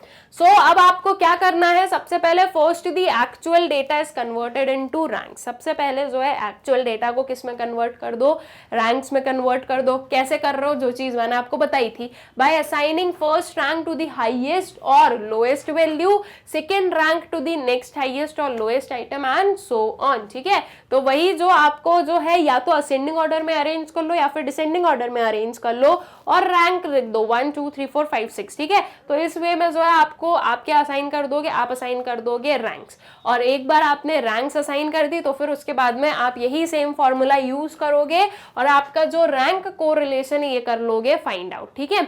सो R K is equals to 1 minus 6 summation d square divided by n cube minus n, ठीक है। तो इससे आपको क्या मिल जाएगा, आपका रैंक कोरिलेशन मिल जाएगा।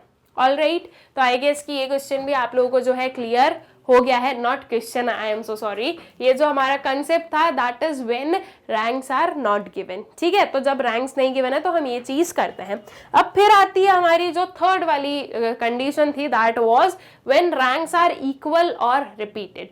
क्या हो अगर रैंक्स इक्वल हो या फिर रिपीट हो रही हो, मतलब कि मैं बोल रही हूँ कि थर्ड रैंक जो है वो 2-3 लोगों को मिल गई है, ठीक है। बहुत बार आपने देखा होगा ना, आपके स्कूल में भी बहुत सारे कॉम्पिटिशन्स होते हैं, तो फर्स्ट रैंक पर 2 लोग आ गए, सेकेंड रैंक पर 3 लोग आ गए, इस वे में हो सकता है, ठीक है। तो अब ये जो एक ही रैंक पर 2 या 3 आ रहे हैं, तो इससे हम कोरिलेशन कैसे बताएं, ठीक है, ये चीज आती है। तो उसके लिए क्या फॉर्मूला हमें यूज करना है और उसके लिए हम क्या कंसेप्ट को यूज करते हैं, उस चीज को आपको समझना होगा। So when 2 or more than 2 items of a group have same value, then they are assigned a common ranks, ठीक है। जब 2 या 2 से ज्यादा जो आइटम्स है किसी भी ग्रुप के, उनकी सेम वैल्यू है, तो उन्हें सेम ही रैंक देंगे हम, ऑब्वियस सी बात है। This common rank is the average of ranks which these items would have got had they differed slightly from each other, ठीक है। अब जो है हम इन्हें एक कॉमन रैंक असाइन करते हैं। कॉमन रैंक कैसे असाइन करते हैं, जैसे कि देखो, मान लो कि कोई 2 चीज है जो कि 3rd रैंक पर आ रही है, ठीक है। 2 चीज है जो कि 3rd रैंक पर आ रही है। मैं कुछ ले लेती हूँ, अपने फिगर्स ले लेती हूँ, ठीक है। 50 मार्क्स का कोई एग्जाम था, उसमें एक पर्सन को मिला 50, तो ये बनी उसकी क्या, फर्स्ट रैंक। यहाँ पर जो सेकेंड वाली चीज लिख रही हूँ वो रैंक है, ठीक है। फिर उसके बाद में किसी का आया 48, तो उसे मिल गई क्या, सेकेंड रैंक। ये 45 है और ये 45 है, तो ये इसको मिली 3rd रैंक और इसको भी 3rd रैंक, बिकॉज दोनों के जो मार्क्स है वो एग्जैक्टली सेम है। अब बात आती है कि हम इसे कॉमन रैंक दे रहे हैं, बट द थिंग इज कि ये दोनों जो है ना, इसमें अब हम कॉमन रैंक कैसे बता रहे हैं, ये चीज समझिए। ये देखो, ये एक 3rd प्लेस पर आई और इसके नेक्स्ट वाली अगर मैं काउंट कर कर लिखूं तो 4th प्लेस पर आ रही है ना, 1 2 3 4। तो अब हम क्या करेंगे स्टूडेंट्स, अब हम करेंगे 3 + 4 डिवाइडेड बाय 2। तो व्हाट इज 3 + 4, ये होता है 7 डिवाइडेड बाय 2। जब हम 7 डिवाइडेड बाय 2 करते हैं तो आंसर क्या आता है हमारा, 3.5। तो अब मैं इसको 3 रैंक नहीं असाइन करूंगी, मैं इसको बोलूंगी 3.5 एंड 3.5। ये हुई हमारी कॉमन रैंक, ठीक है। कॉमन रैंक क्या हो गई, ये हमने जो 3.5 और 3.5 फाइंड आउट की है ये। ऑलराइट, क्या है, ये एवरेज है, जो भी रैंक है हमारी उसका हमने एवरेज निकाला और उसको हमने यहाँ पर बता दिया कि जब हमने एवरेज निकाला 3rd और 4th प्लेस का, तो ये एवरेज निकला और इनको जो हमने रैंक दी है वो है हमारी 3.5 एंड 3.5, ठीक है। अभी इसका कैलकुलेशन यहाँ पर खत्म नहीं होता है, आगे इसकी कैलकुलेशन और समझनी है। So need for correction in formula, क्या हमें इसमें करेक्शन करना है वो समझते हैं हम लोग। Add the correlation factor that is 1 divided by 12 m³ - m to summation of d², ठीक है। अब क्या है इस चीज को समझिए स्टूडेंट्स।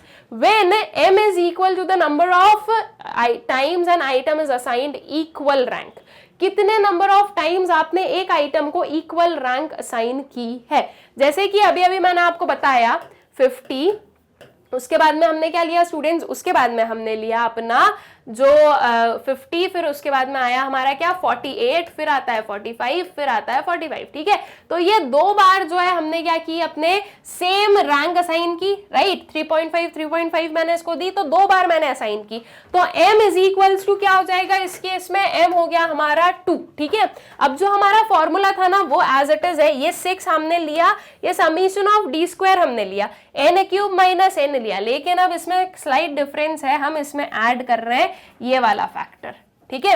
ये वाला फैक्टर हम इसमें करेंगे ऐड 1/12 m³ - m, मतलब कि m³ हुआ आपका 2, 2³ - 2 आप करोगे, ठीक है।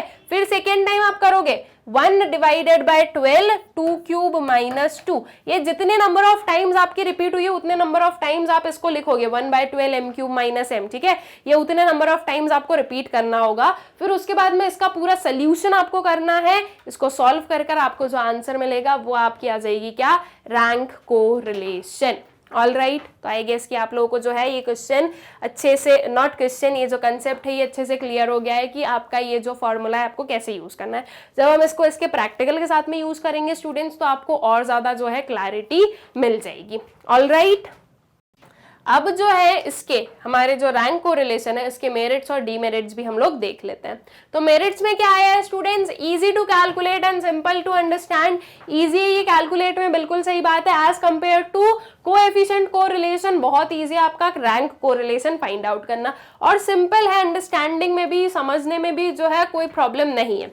Useful when data is qualitative in nature, ये कब यूजफुल हुआ, जब डेटा क्वालिटेटिव है नेचर में। तो मतलब कि अगर क्वालिटेटिव है नेचर में तो भी हम इसे क्या कर सकते हैं, यूज कर सकते हैं, मतलब कि क्वालिटेटिव डेटा में भी आपका कोरिलेशन निकल सकता है। Only method that can be used where we are given the ranks but not the actual data, ये एक इकलौता मेथड है जो कि यूज किया जा सकता है। किस, कहां पर ये यूज किया जा सकता है? उस प्लेस पर जहां पर हमारे पास में एक्चुअल डेटा नहीं है गिवन, सिर्फ और सिर्फ रैंक गिवन है। तो सिर्फ अगर रैंक गिवन है तो भी हम जो है अपना क्या फाइंड आउट कर सकते हैं? कोरिलेशन फाइंड आउट कर सकते हैं।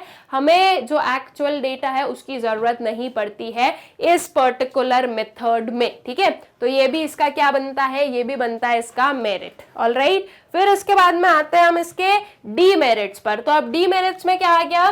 Can not be used for finding out correlation in a bivariate grouped frequency distribution. Bivariate group frequency distribution अगर हमारे पास में गिवन हो तो उसमें हम जो है इसे यूज नहीं कर सकते अपने रैंक कोरिलेशन को। If the number of values is quite large, it becomes a difficult task to ascertain the ranks and their differences.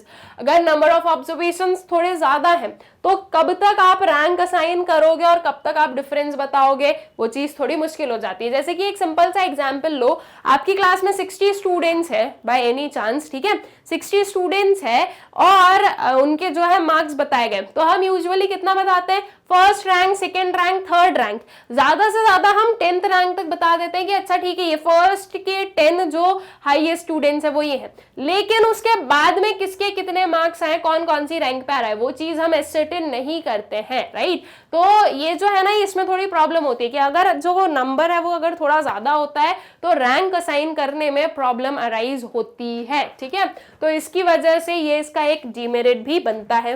This method lacks precision as compared to Carl Pearson's method, it uses ranks instead of original value। ये एक थोड़ा सा हम बोलेंगे कि precision जो है वो लैक कर रहा है, एकदम जो एक्यूरेसी वाली बात है वो थोड़ी कम है, बिकॉज यहाँ पर एक्चुअल डेटा हम यूज ही नहीं कर रहे हैं। यहाँ पर हम क्या यूज कर रहे हैं? यहाँ पर हम रैंक यूज कर रहे हैं, ओरिजिनल डेटा तो हमें काम ही नहीं होता है। इसलिए as compare to Karl Pearson यहाँ पर जो है इसका एक ड्रॉबैक हमें देखने को मिला है, ठीक है। तो ये क्या हो गए? ये हो गए कुछ हमारे डीमेरिट्स ऑफ रैंक कोरिलेशन।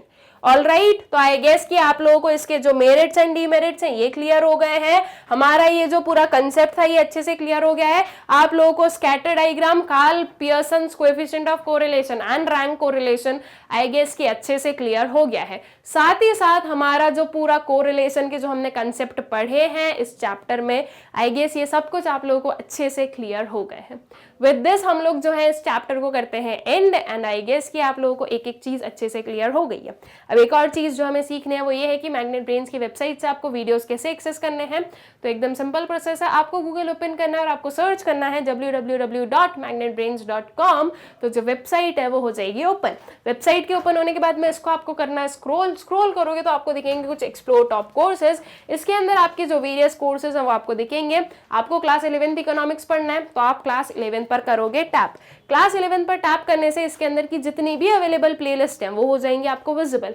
अब अगर हम बात करें 11th इकोनॉमिक्स की तो आपको 4 प्लेलिस्ट मिलेगी, that is 2 for micro economics and 2 for statistics. अब 2 क्यों? एक आपकी एनसीईआरटी की और एक आपकी संदीप गर्ग की, ठीक है। तो यही जो है दोनों ये जो सेम है ये आपके स्टैटिस्टिक्स में भी और संदीप गर्ग में भी है, और बहुत ही क्लियरली यहाँ पर ये चीज जो है स्पेसिफाइड भी है, that is statistics Sandeep Garg, micro economics Sandeep Garg, micro economics NCERT and statistics NCERT. तो आपको जो भी पढ़ना है आपको उसके इस वॉच नाउ पर कर देना है क्लिक, ठीक है।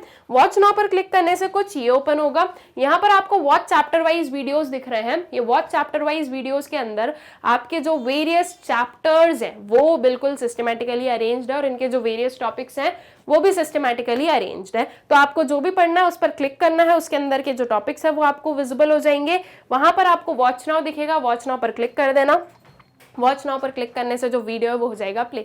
इफ अगर आपको नेक्स्ट वीडियो देखना हो तो इधर नेक्स्ट वीडियो पर क्लिक कर दो। इफ नेक्स्ट नहीं देखना है, कुछ और देखना है, तो यहाँ पर कैंसिल जो है मतलब कि क्रॉस जो है उस पर क्लिक कर दो। उस पर क्लिक करने से जो वेबसाइट का होम पेज है वो ओपन हो जाएगा। फिर से सेम प्रोसीजर अप्लाई करना और इसी वे में आप किसी भी क्लास के किसी भी सब्जेक्ट के किसी भी टॉपिक को बहुत ही इजीली एक्सेस कर सकते हो। ऑल्सो स्टूडेंट्स, हमारा जो यूट्यूब चैनल है मैग्नेट ब्रेन्स, आप लोग उसे सब्सक्राइब करें, इन वीडियोज़ को ज़्यादा से ज़्यादा शेयर करें and also do like the videos. Thank you.